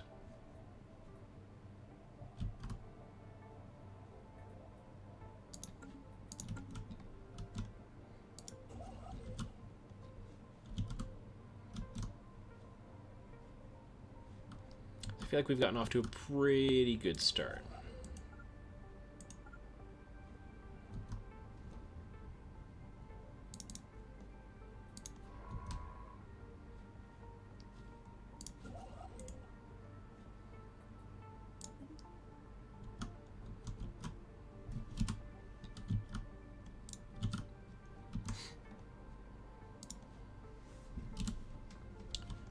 Let's see, starbase capacity, naval capacity, empire pop, empire colonies, empire systems, empire size,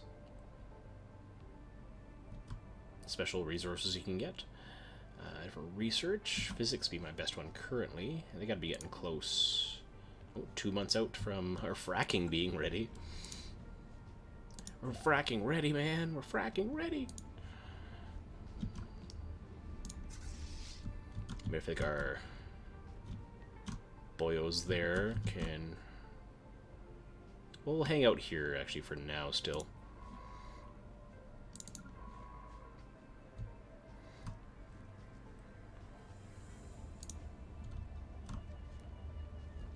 Okay. So we got our QRF right there, and one down here in case it needs to go around here. Research actualized. Cool. We're ready. We have the fracking time. Civilian fabricators. Artisans turn minerals into consumer goods. Alright.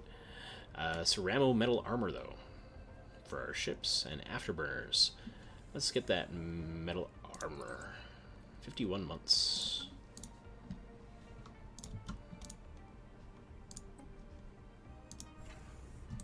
Special project actualized. Science Officer Ulta has returned with the expedition that studied the rich biosphere in the seas beneath the ice mantle of Coquelite 4A. Several large species native to the lower regions of the global sea have been found to produce a unique inorganic molecule with immense healing properties. If this molecule is successfully harvested in large enough quantities, it could revolutionize the field of medical science and may even have industrial applications. Cool. Kill the whales. Gotta kill something. Alright, so we did hit our faction, for our first faction. A new faction has recently been gaining traction in the internal political landscape of the Hantak Directorate. Led by scientist Ray Ma, they call themselves the Council of Scientific Scholars. Their members have been pushing hard for the advancement of the sciences. A disgruntled faction would be a source of trouble, but one that approves of the government actions could prove useful. So basically, if you make... The faction screen gives an There we go. overview of the populace's political leanings. Be aware that shifts in the socio-political climate may give rise to factions. Details on faction sizes, attractiveness to our pops, and how content they are can also be found here. Factions have issues that are important to their overall approval. Essentially, if you make them happy, they'll help your overall people happiness. So they approve of us. So that will approval of a faction represents how pleased it is and may affect the happiness of its populations. The higher the faction approval and support, the more influence we gain from it. So right now, allowing the development and study of robotics and artificial intelligence. They like that. Cool. And it gives us more influence if they like us.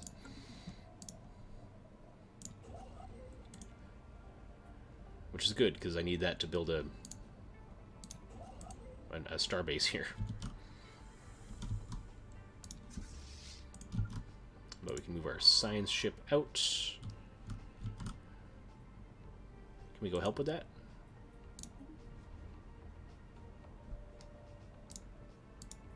No? Okay. Let's... Because I don't like leaving myself open from too many angles, but let's go up to Ibleen and then decide from there.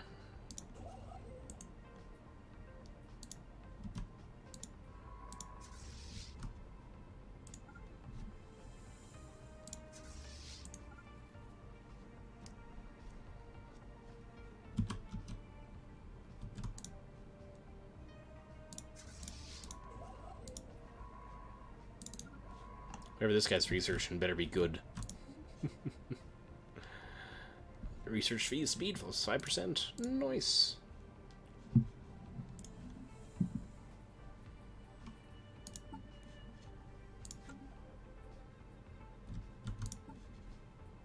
So that's going to be a while. Colony's getting there. We got our new city district building. And they like us more now. Yay. Stability is a measure of the overall political stability of the planet. It is primarily determined by the overall pop approval rating. Stability can be reduced by conditions such as overcrowding, low amenities, and crime. A planet with high stability will have increased resource production, while a planet with low stability will suffer penalties, may experience a negative events, or even a full-scale revolt. The peasants are revolting.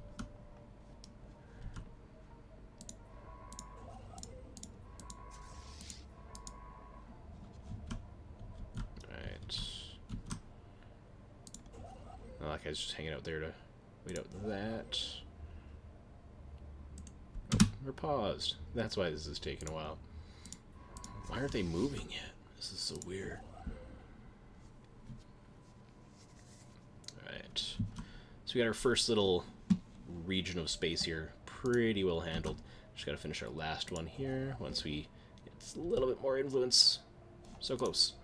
This is where our factions are helping us out. So... the robot thing that they like is in under...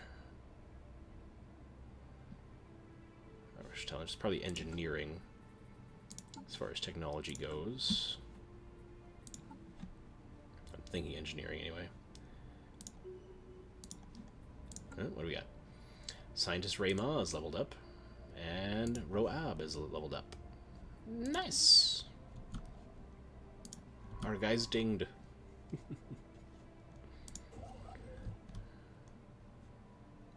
Alright, now we can build this starbase.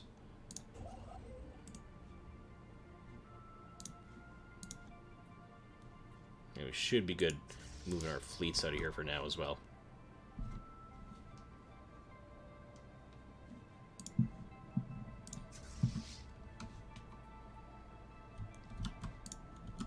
We're still going to keep this one relatively close by. Like, he can jump up here really quickly, but we're going to keep him close by in case something pops up here.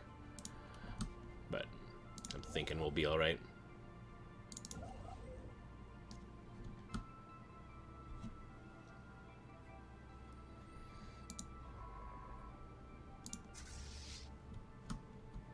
And as soon as they finish with that research project, where's our other science ship?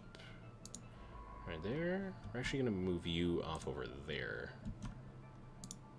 And then we can send one out either direction and see which looks more advantageous.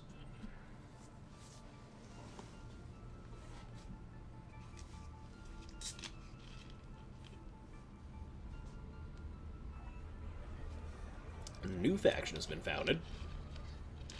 The new faction has recently been gaining traction in the internal political landscape of the Hantak Directorate, led by Chairwoman Su Pei. They call themselves the Alien Liberation Society. Their members have been pushing hard for friendly relations with alien species. As soon as I find one, I'll let you know.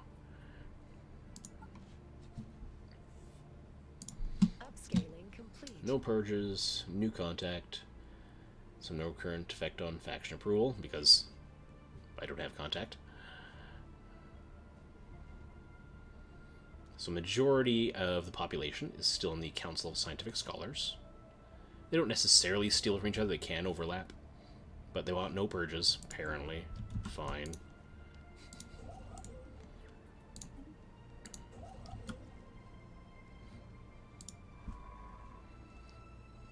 So we're gonna build our extractors there for our energy. And almost... The big thing about this is it has a couple more habitable planets. Complete.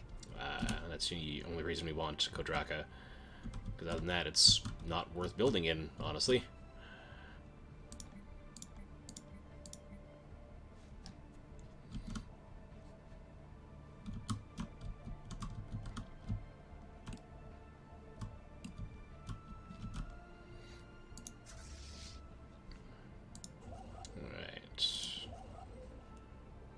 I mean, yeah, no, we'll leave them there. They can still quick react. A lot of nice handy places.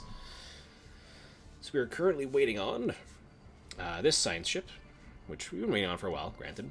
We have our colony almost being finished developed. Construction ship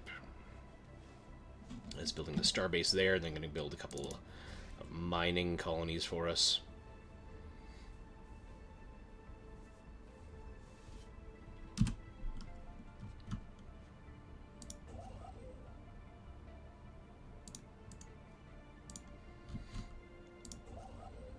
So we just need some more influence. Very good there. This guy's almost done researching. It's been so long.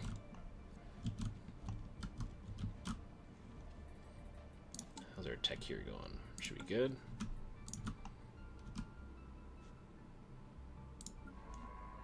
Right. So our colony and that research should actually finish pretty similar times.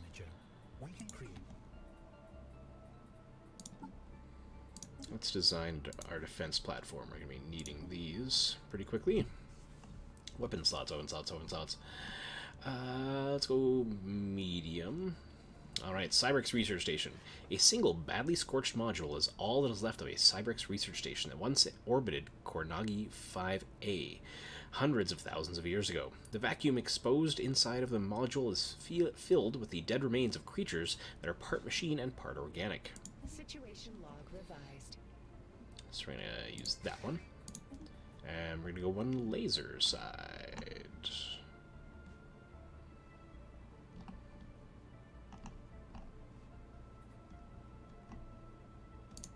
One missile. There we go. So armor, armor. Armor, armor. Deflectors, deflectors. Red laser, red laser. Nukes, nukes. Done. Seems good. Roll that name. Xantar.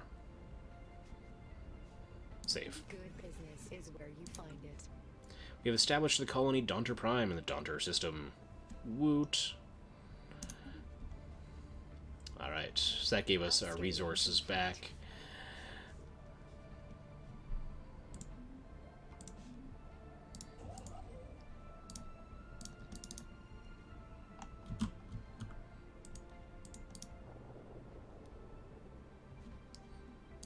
Okay.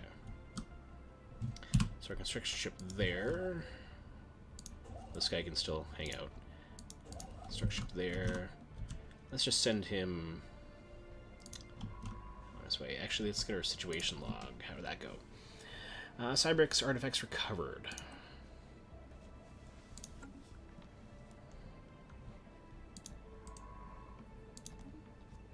So he's going to look for artifacts. The science ship is going to head out in this direction. This construction ship is going to head up there. This one still needs a little bit more influence. Another 2 turns of influence.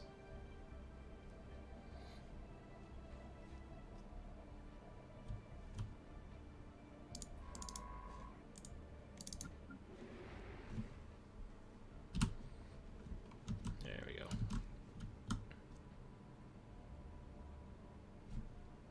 Thank you, Mr. Progress. Appreciate it.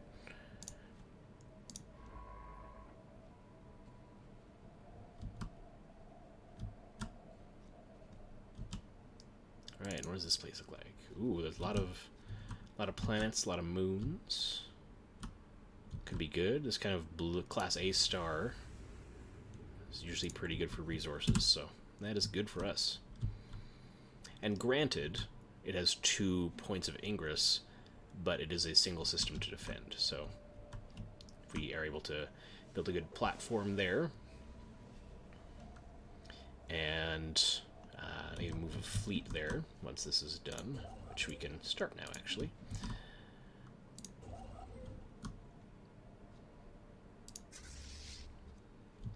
So that's going. Let's go ahead and move a fleet there, actually.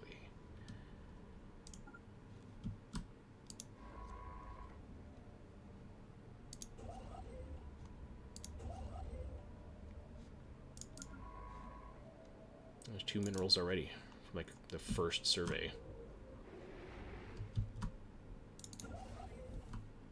Don't wanna count my chickens, but here's hoping.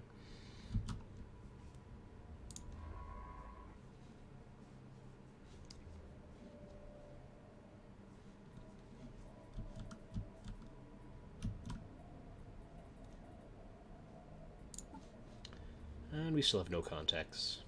Special project actualized. An analysis of the Cybrix research module found above Kornagi 5 has revealed that the machine consciousness was experimenting with cybernetic life forms. Hundreds of unfortunate prisoners were transported to this facility for the purpose of having their limbs and organs replaced with various mechanical contraptions. The exact objective of these tests remains unclear. There is no evidence that the Cybrix ever made use of cybernetic units outside of this lab. Interesting.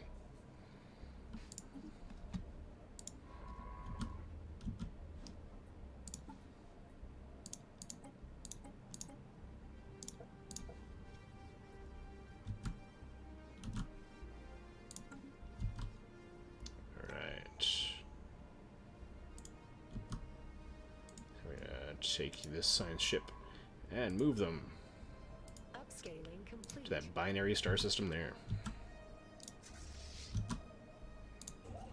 And we'll build that mining station, because we might as well.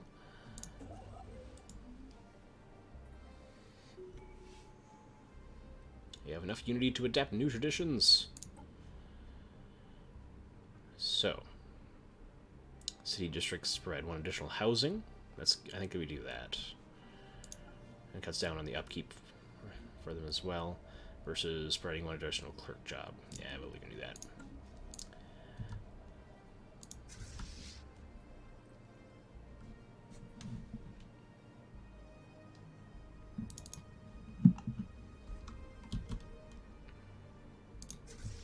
And these guys are just gonna hang out, protect the system.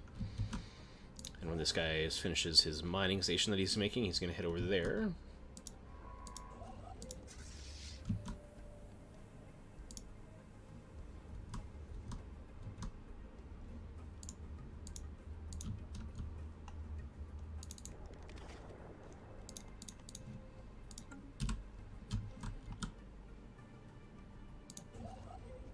She's almost done, so... Upscaling complete. Cool. Alright.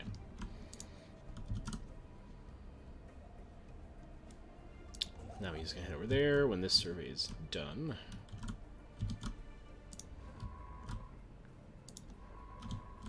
How's this system look? Ooh, binary Class B stars. The large Class B main sequence stars are very bright and blue, although somewhat rare. The luminosity of these stars make them among the most visible to the naked eye. Sounds interesting.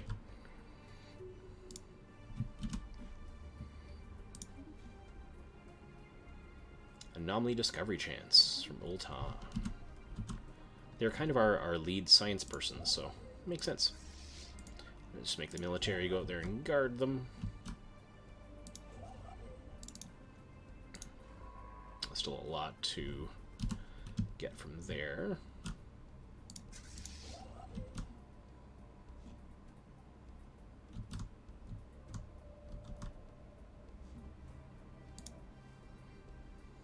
Right.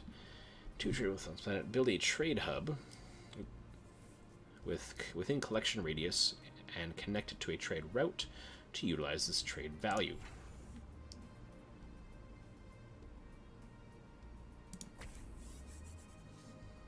We're going to do that to a star port. And same with this one, actually.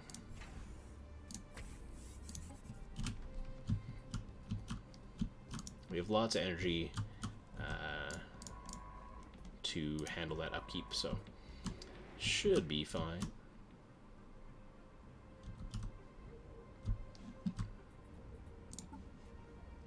There we go, about to finish that. Research actualized. Alright. Fusion reactor. Capacity overload and energy grid. Fusion processes generate a great amount of power for ships, but without many of the risk factors associated with fission power.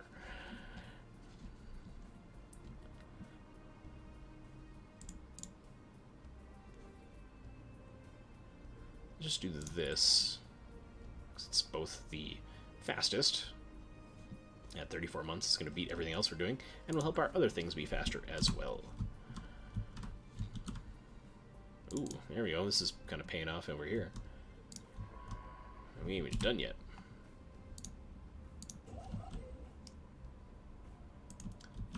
You can, yeah, just move there.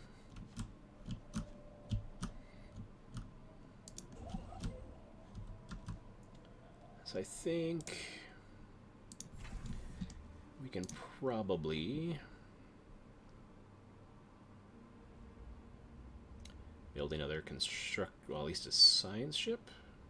Build a science ship first.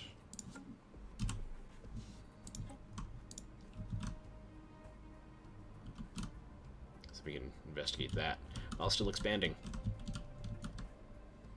The other reason I like to have fewer routes of ingress is that then I don't have to spread out and take so long to research things or survey systems or anything like that.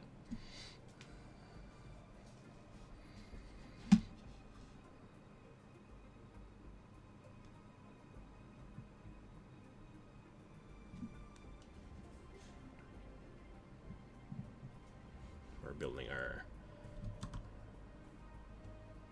star bases there. Upscaling complete. Nice. So we got you. I'm gonna assign you a leader. Survey speed, survey speed. Might as well. They're going to go there. Okay, so it's already been researched. Well then. Well then. Market outlier identified. A Class 12 asteroid belt orbits this moon. The small planetoid's orbit appears far too stable for its presence to be a natural occurrence. Let's leave be for now. So you're going to go there and actually research that anomaly for us. It's good timing.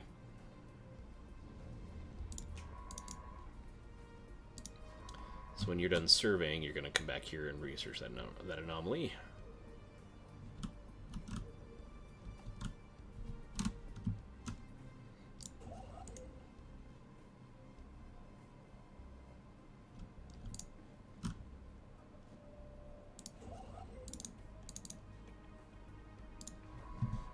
And construction ship, you can go ahead and move out there.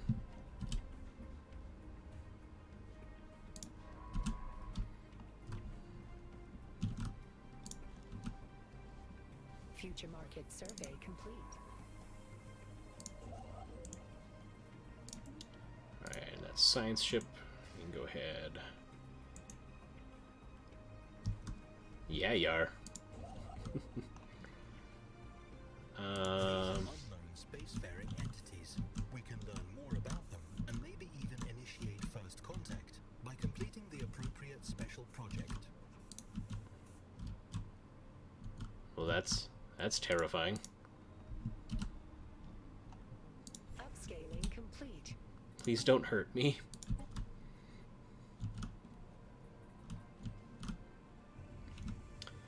Enigmatic spacefarers. The new news of alien ships humming through the ether have reached Isk Center in many ways, ending the first chapter in the book of the Hantuk Directorate's bid for a stellar empire. Upscaling complete.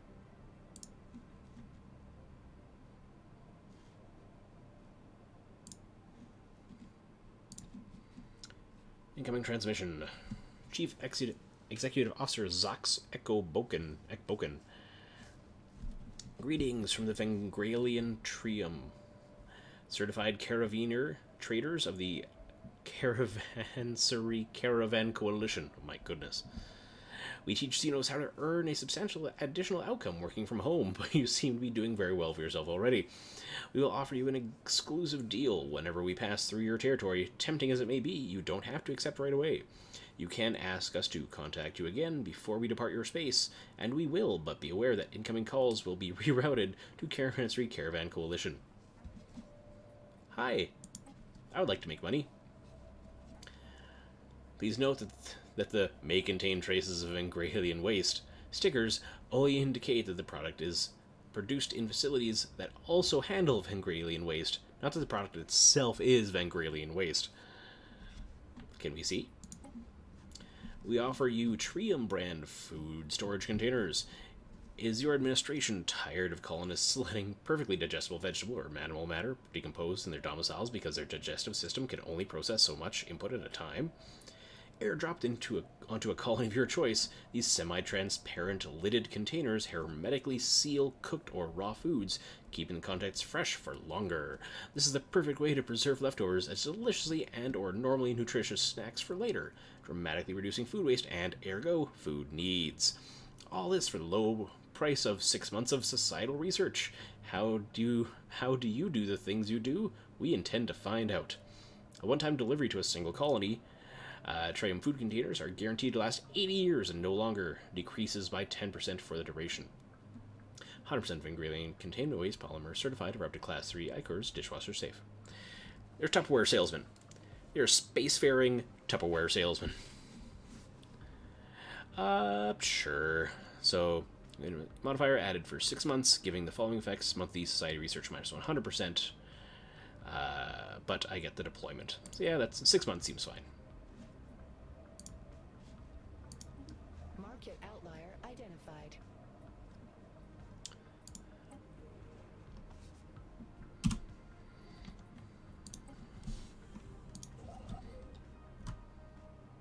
Alright. So, found an anomaly, fully surveyed, and anomaly. Market survey completed. Thank you. I believe you're already doing a thing there, are you not? Yes, you are. If you would be so kind as to check that out. For some reason, someone has towed an asteroid into a stable orbit around Trabalor 9A. The massive engine sections and braking thrusters can still be found on the surface, although they have long since been rendered inoperable. Whoever did this also mined the asteroid for minerals, but these operations were seemingly abandoned shortly after they'd begun.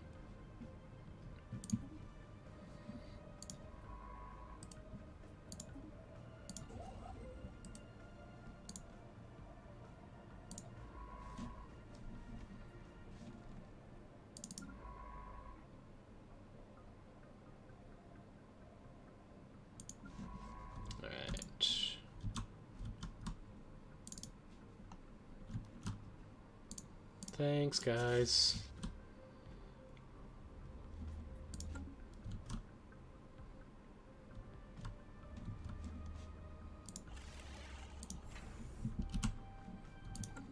Okay, so if these things... Okay, so they are now being collected.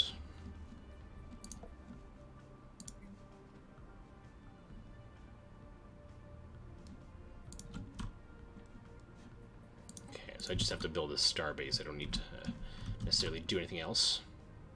Whereas living metal technology, which I'm a ways away from having. So everything down there is fine. Build the mining stations. Build the other stations.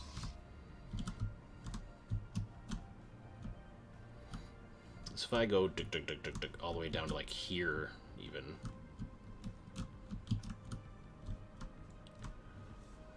Oh, there's a trinary star system though. That might be cool.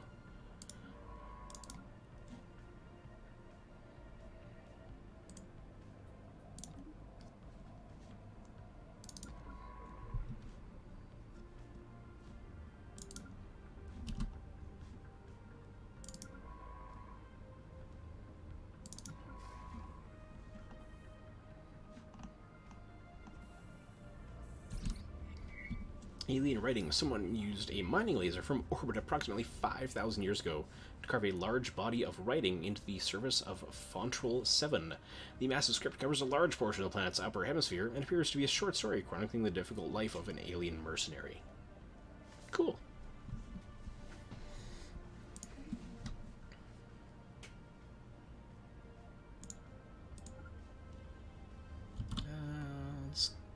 So if you're not doing anything, which doesn't look like error, go up there and do that.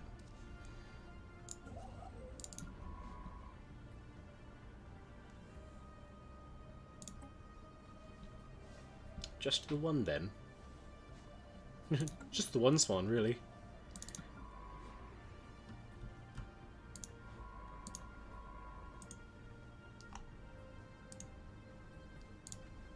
Alright. So if you're not doing anything, let's see, that kind of branches out.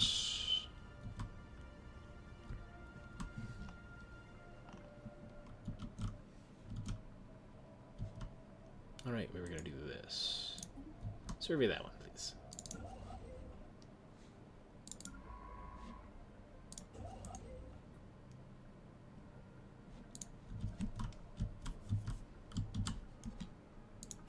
And he's busy building still. It's taking you so long, bud. There we go.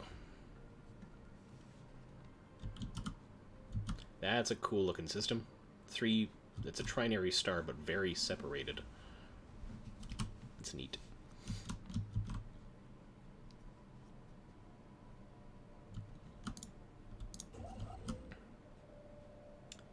Right, how are we? Almost there. Almost home.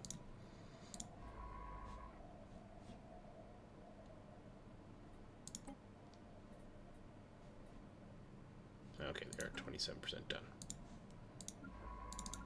And that one's moving. Right. Oh, sweet. A neutron star. These incredibly dense stellar remnants are sometimes created when a massive star suffers a rapid collapse and explodes in a supernova. Although their diameter is typically as little as 10 kilometers, their mass is many times greater than an average G-type star. The gravitational waves and radiation emitted by neutron stars must be carefully navigated around, slowing the sublight speed of ships. That's fine. It looks really cool.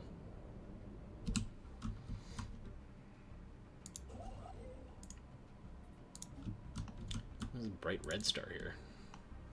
Well, dark red, I guess.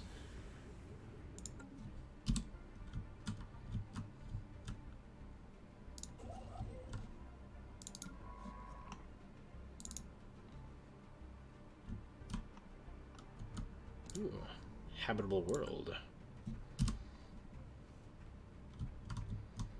So we go down there and cut off there, but then this was a trinary star system, and that looked cool, so...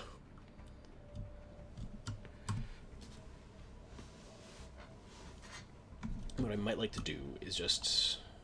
Does that connect? No. Okay. Probably got another half hour to go here, guys. And then we're gonna duck out for today. I've had lots of fun today. This has been I really like these kind of games. We haven't actually run into any combat yet, so.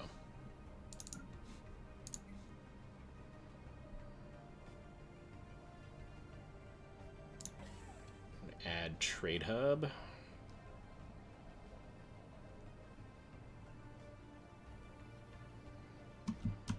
This one's over there. Upscaling complete. Cost. Action range. Yeah, that's fine. Buildings. Disruption field. Communications jammer. Target uplink. Resource silos. Meh. We don't really need anything else there. Potential market survey completed. That was it. That's a little disappointing, but I mean, you know. There's another one there, it looks like. Let's go back out there. The structures on Fontrel 6 are not as old as we first believed. It seems to be a playground or amusement park of some sort. Science Officer Va Ra notes that many of the contraptions are highly complex creations that we can learn much from, and that, to the builder's alien eyes, this might have been a cutting-edge sensor array or even a gigantic art installation. Regardless, to us Hantak, it looks mostly like a place where you would take your young and let them amuse themselves.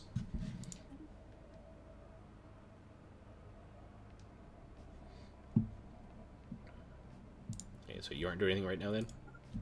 So you can go over there. You can actually keep going that way.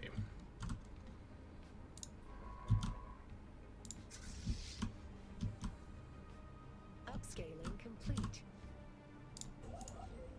Build research stations.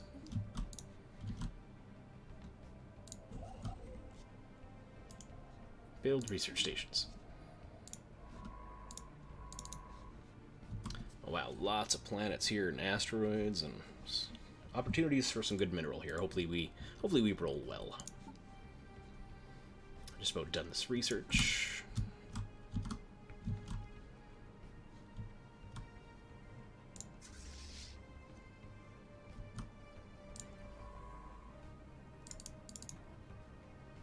Evading competitive fleet. Oh. Science ship is ISS Bav Or Ing has encountered a hostile alien fleet in the Merid and is currently attempting to evade them.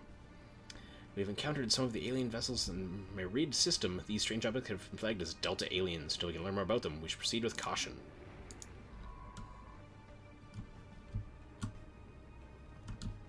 Oh, the ice dudes. Yeah. Yeah, no, we out. Evading competitive fleet.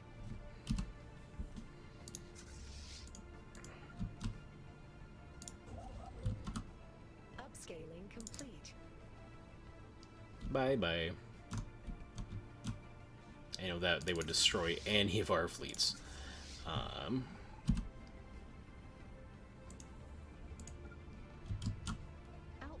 identified. A large amount of ship debris can be found in orbit around this moon, and possibly the remnants of some kind of massive fleet action. Leave it for now.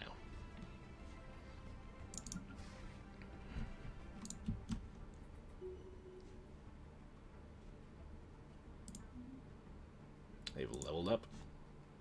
Survey speed, plus 25.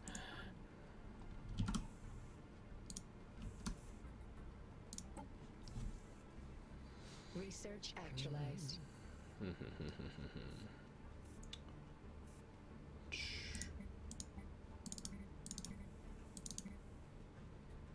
Okay. They changed this just a little bit. Ah, there we are. So we can't add to that Raider fleet, but we can add, of course, to ours.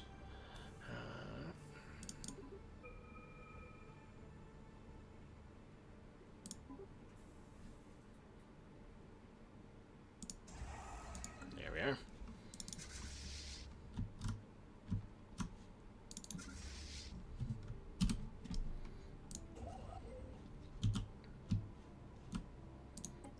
Research that.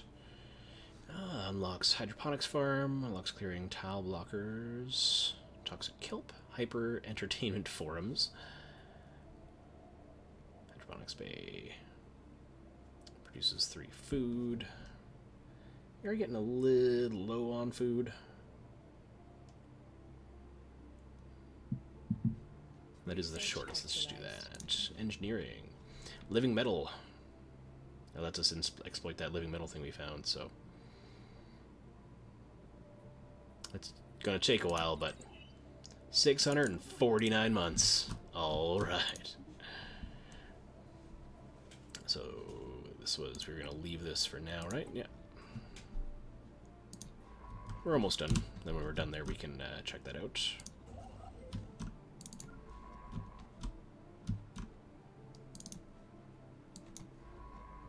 Oh, there's decent. There's alloys and...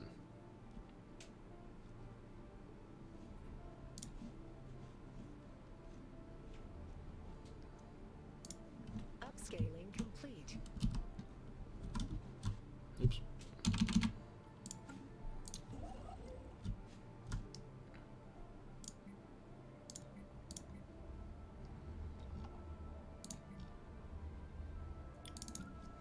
So they're done.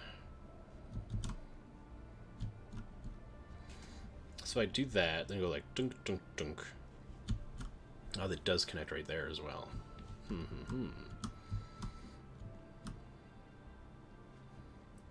This isn't appearing to be a super valuable system, though.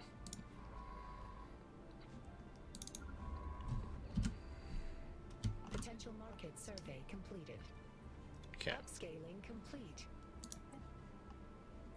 So research that. Get the research projects out of there, but Upscaling complete. don't really need the rest.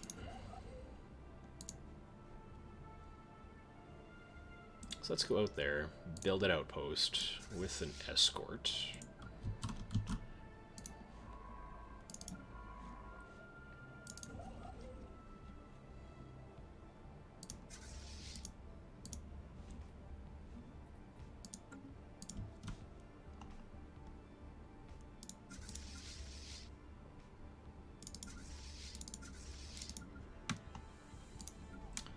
Empire. Can we build here? Upkeep. Culture, work jobs, culture. Workers turn consumer goods into unity and societal research. I want some actual research. Turn consumer goods into research points for new technologies. That is what I want. While approaching Darastra C4, the ISS Hadham here suddenly received a glancing hint by several passing mass driver rounds. The projectiles were billions of years old, and based on their trajectory, they appear to be stray rounds fired from a neighboring galaxy. After missing their intended target, they continued on their journey for untold millennia, until today. The rounds we have recovered are of an advanced design despite their incredible age. That's neat.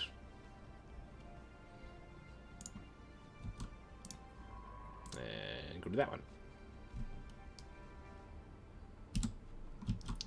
There's a little bit of minerals there. I mean,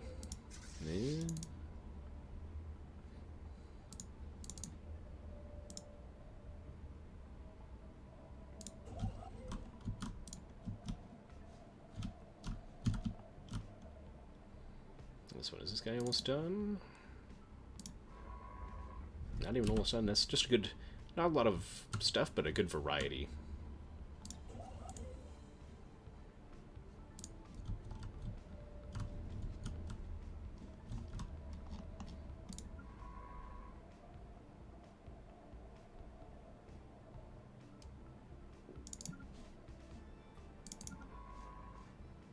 Okay, this construction ship. I thought we had a third science ship. Oh, yeah, they're both up there. Let's build a fourth and a third construction ship.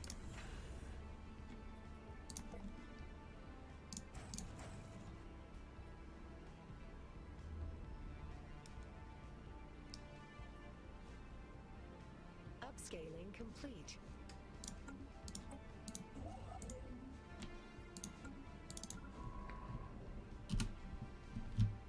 Alright. So that one, then build me that research station.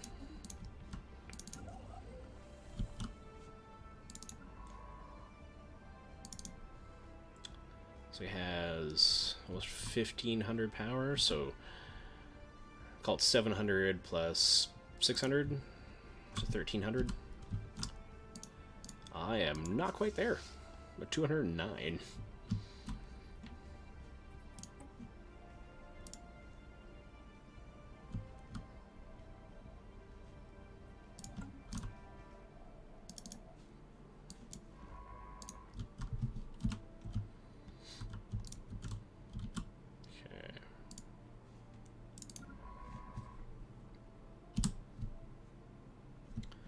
That one's done.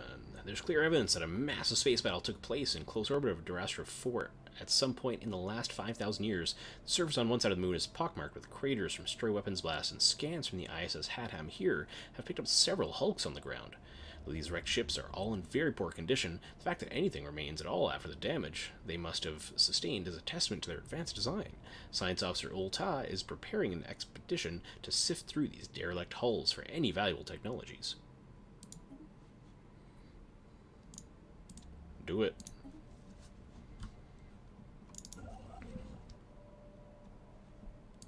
A system has been surveyed.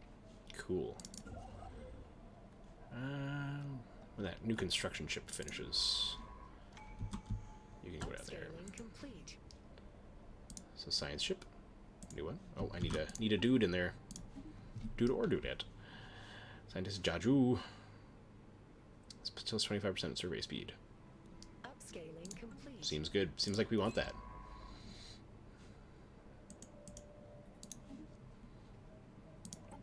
Traditions.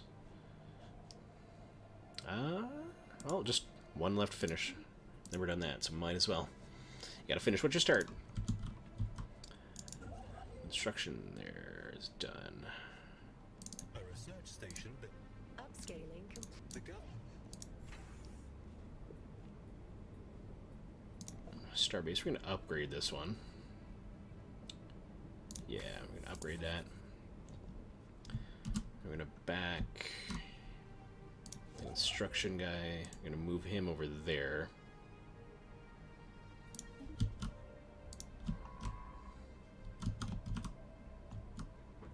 Get our science ship going to there. We're gonna keep you kind of in the middle. Need level. You have this construction ship and this science ship. Get you go over there. Research actualized.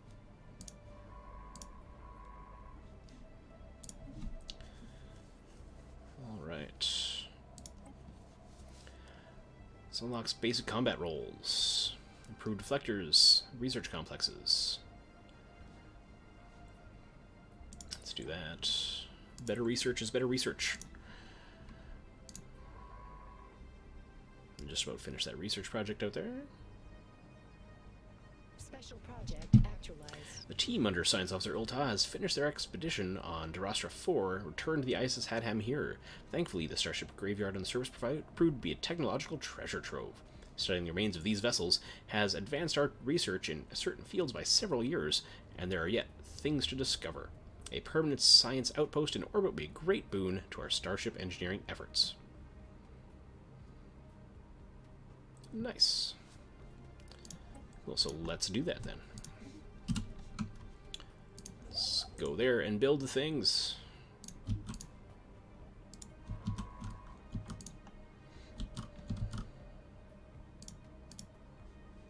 Tau Cygni, so they are currently upgrading.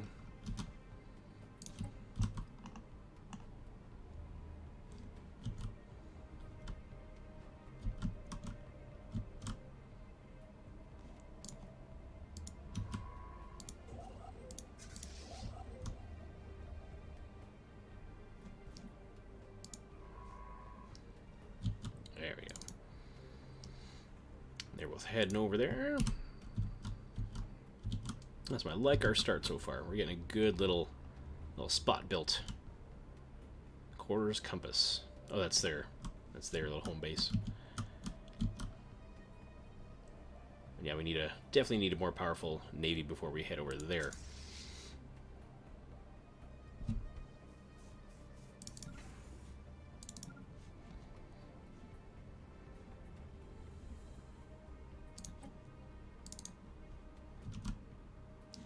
yeah, we're researching that, but it's gonna take a while. 374 months to be exact.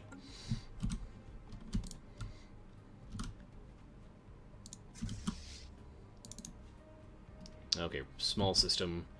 Honestly, unless this star is worth a lot, we can probably just ignore it.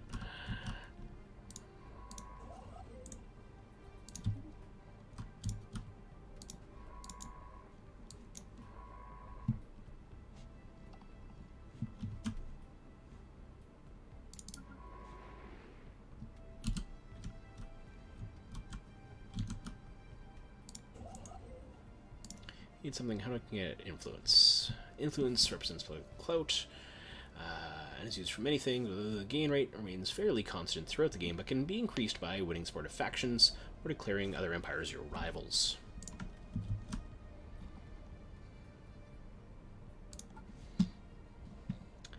Signing research treaties with at least 3 other empires will please them. And I need new contact and no purges to please them, so that's the thing we wait on at this point. By chance, we stumbled upon a faint alien signal during the survey of this planet. The source appears to be a small object in orbit. The signal contains no message. Could it be a distress transponder? We'll find out on this episode of Star Trek: The Next Generation. That's a black hole. Typically formed as a result of the collapse of a very massive star at the end of its life cycle, black holes have extremely strong gravity fields that prevent anything, including light, from escaping once the event horizon has been crossed. The gravitational waves emitted by black holes interfere with faster-than-light drives, making it harder for ships to escape from combat. Strategic resource discovered. During its survey of XT-81 Singularity, the SS Bav Orling discovered a previously unknown strategic resource dubbed dark matter. This exotic substance has many properties that seemingly defy several natural laws and could potentially revolutionize the sciences. While we do not yet possess the means to extract this resource, we should seriously consider establishing control over the system for future exploitation. So it has many properties seemingly defy natural laws. Harvestable concentrations can only be found near black holes or in certain nebulas. So probably not going to be any other resources here, but they have a valuable resource for us. Just how we have that living metal in this one here.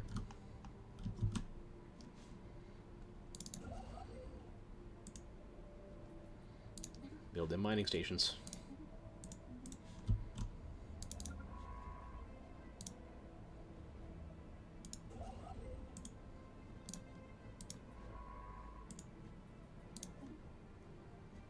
Future market survey complete. So that's this one probably. Let's just finish off this little branch down here. Actually, let's go this one, because this doesn't look like it expands over here at all. So if we do that one, we'll cut off this whole area, which is our strategery. And we almost, we're a little over halfway being able to do that. An abandoned life pod was detected in close orbit of Kahines 1. It is covered in scorch marks, presumably from when the pod's mothership exploded, and preliminary scans suggest it was built more than 5,000 years ago.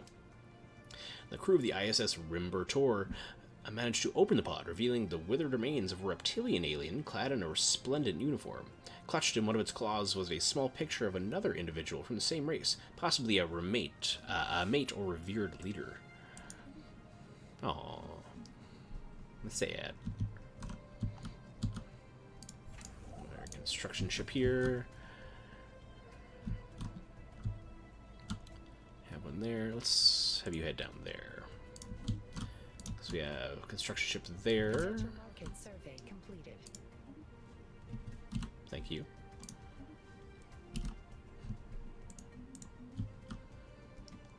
Oh, what's this?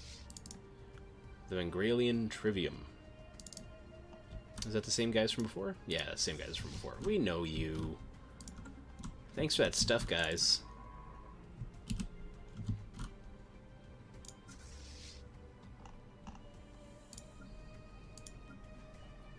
Why are you guys mad? I'll bet you another thing. This is where the corporate tab allows megacorporations to build branch offices on the planets of other empires, provided they have signed the necessary paperwork. Once built, they can view and upgrade their facilities here as well. As we know, large corporations wish only the best for their customers. Of course. Events of the 23rd cycle notwithstanding. We'll have all the corporate speak in this. Armies. A breakdown of this planet's population, divided into layers or strata.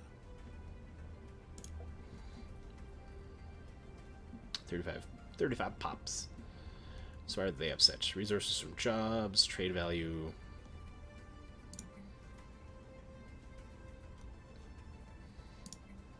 They're not upset about food, though. They're fine with food. We could use some more energy, actually. Let's build a couple of those.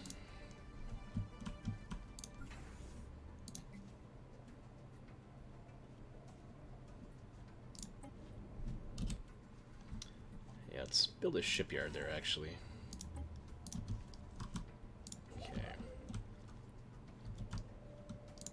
Anything good here? Oh, geez, that's a large system. Hopefully something good.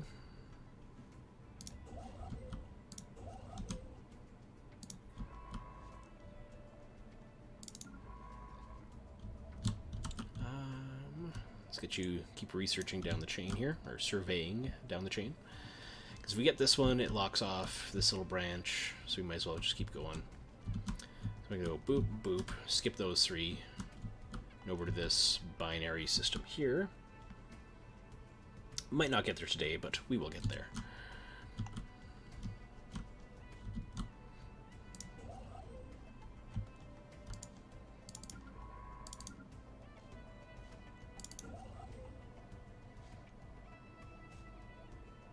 You're just waiting on more. Oh, we're also paused. That may be the reason why. Every once in a while I forget that. Well, there's a lot going on, okay? So we're building some stuff there. Hopefully make them a little happier. Better output from them.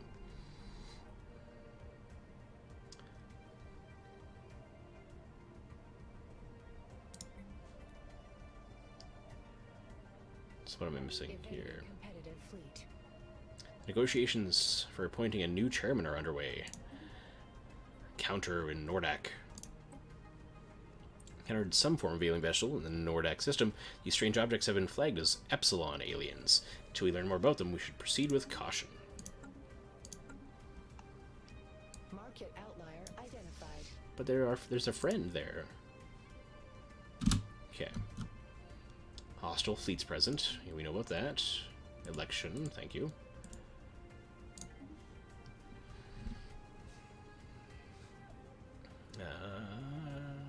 Research speed, build ship cost, ship build speed, defense platform damage, hull points.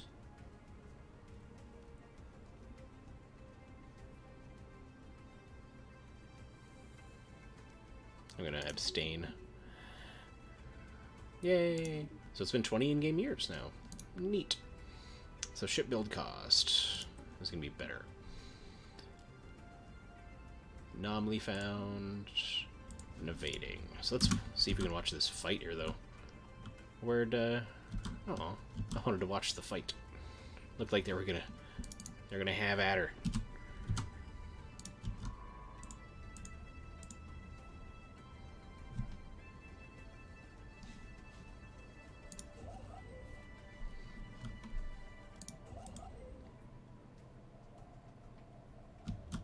A couple more turns and I should be able to build that one.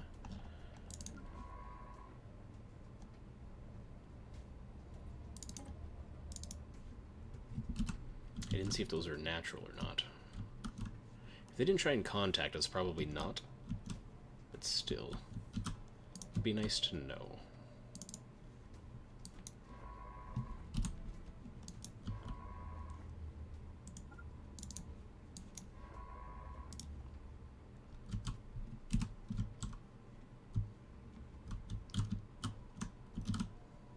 keep going down the chain here, man.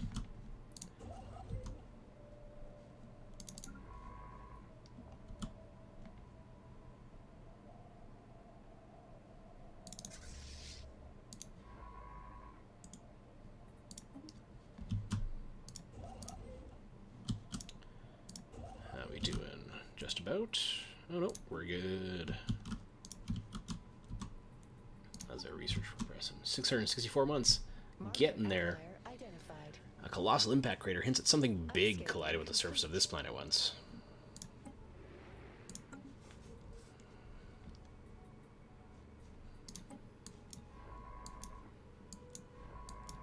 Yeah, leave that for now. You're fine. Upscaling complete. Anomaly, starbase finished. Section of a mining station. Now you can do them research stations, please. I want to finish that living metal research sooner than 80 years from now. Or whatever 664 months is. Okay, not 80 years. Still, 60 ballpark? I don't know.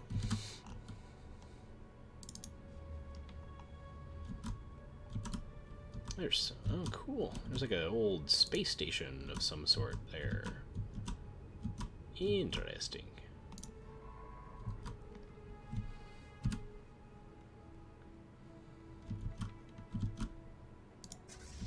A system has been surveyed. Upscaling complete. So there's a fish system over there. Let's do the binary star. Let's do that one first.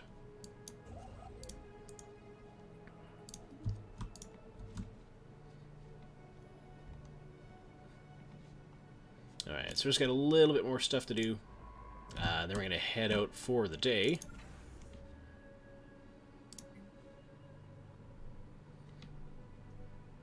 Outlier identified.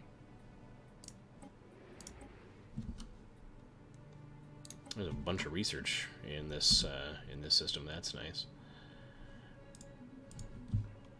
But what was I doing? The starbase, right?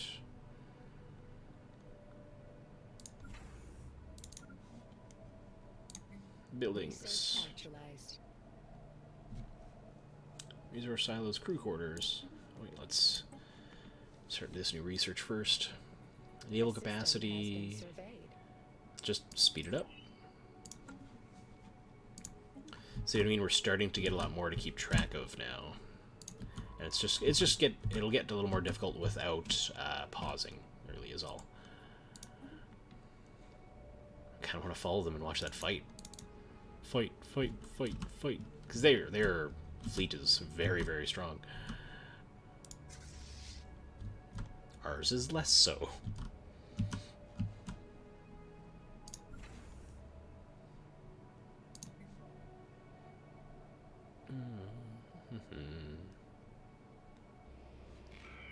Abandoned gateway.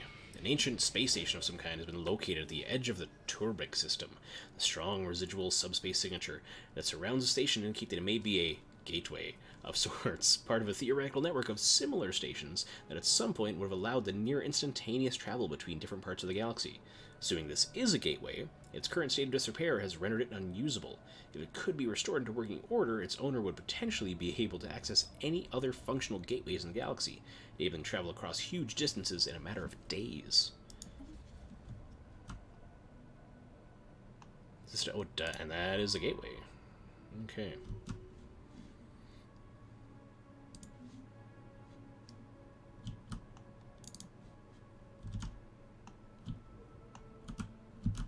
Looky there. Requires gateway activation technology.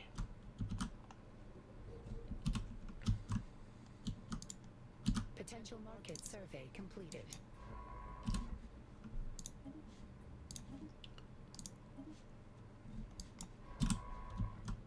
Alright, we'll keep going. Okay.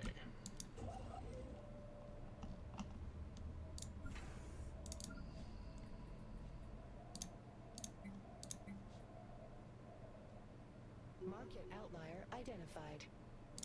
Leave it be for now.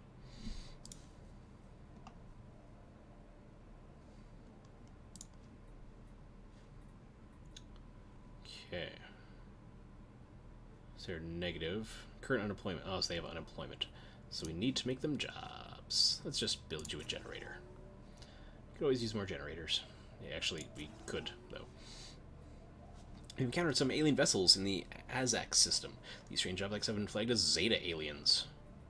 We should proceed with caution.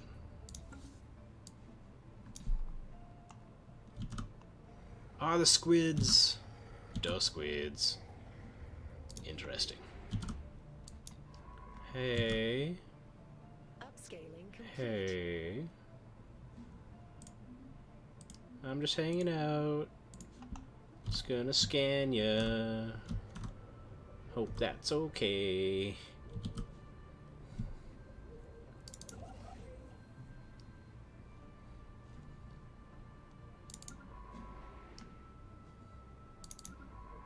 Upscaling complete.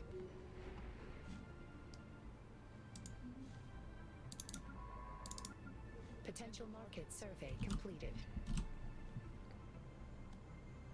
Alright, so now you can research the anomalies in that system. Okay. So, we are going to tell them to go to that, move there, just kind of issuing our last few orders for the time being. Potential market survey complete. I'm gonna go out to there. Have you hang out there. This science ship. Let's at least go out to that one. Everybody seems to be doing a thing. So we are going to leave it there for tonight, guys. I got to get going. If you haven't played the Stallaris before, I highly recommend it. It's tons of fun. You can put hours and days into this game very easily. The nice thing is you can play it at your own pace with the pause system. And there's a lot of exploration, random events. You very ever play the same game twice in this. Tons of replayability. But anyways, I gotta get going for tonight. If you have any suggestions for what you want me to play going forward, on whether it's New Days, Tuesdays, just these random stream games, we're gonna have our series stream resume tomorrow with Diablo Hellfire, first expansion to the first game. I'm gonna pause this. First expansion of the first game tomorrow, probably around 6 p.m. Mountain. We're going to start at, go over 2-3 hours, and then again, possibly the next day, more early afternoon though. Keep your eye on the schedule on this page. If you're watching this on YouTube, don't forget to like, share, subscribe, comment below if you have any ideas of games you want me to play. Let me know. Love to hear from you. That's one of my favorite things about streaming, about putting videos up on YouTube, is chatting with you guys. Love to hear back from you. But anyways, that's all I got for you today. Love to hear back. Don't forget to follow, making your way towards affiliate. Yay! But have an awesome rest of your day from wherever you're watching this from, and I will see you guys again. Night, guys.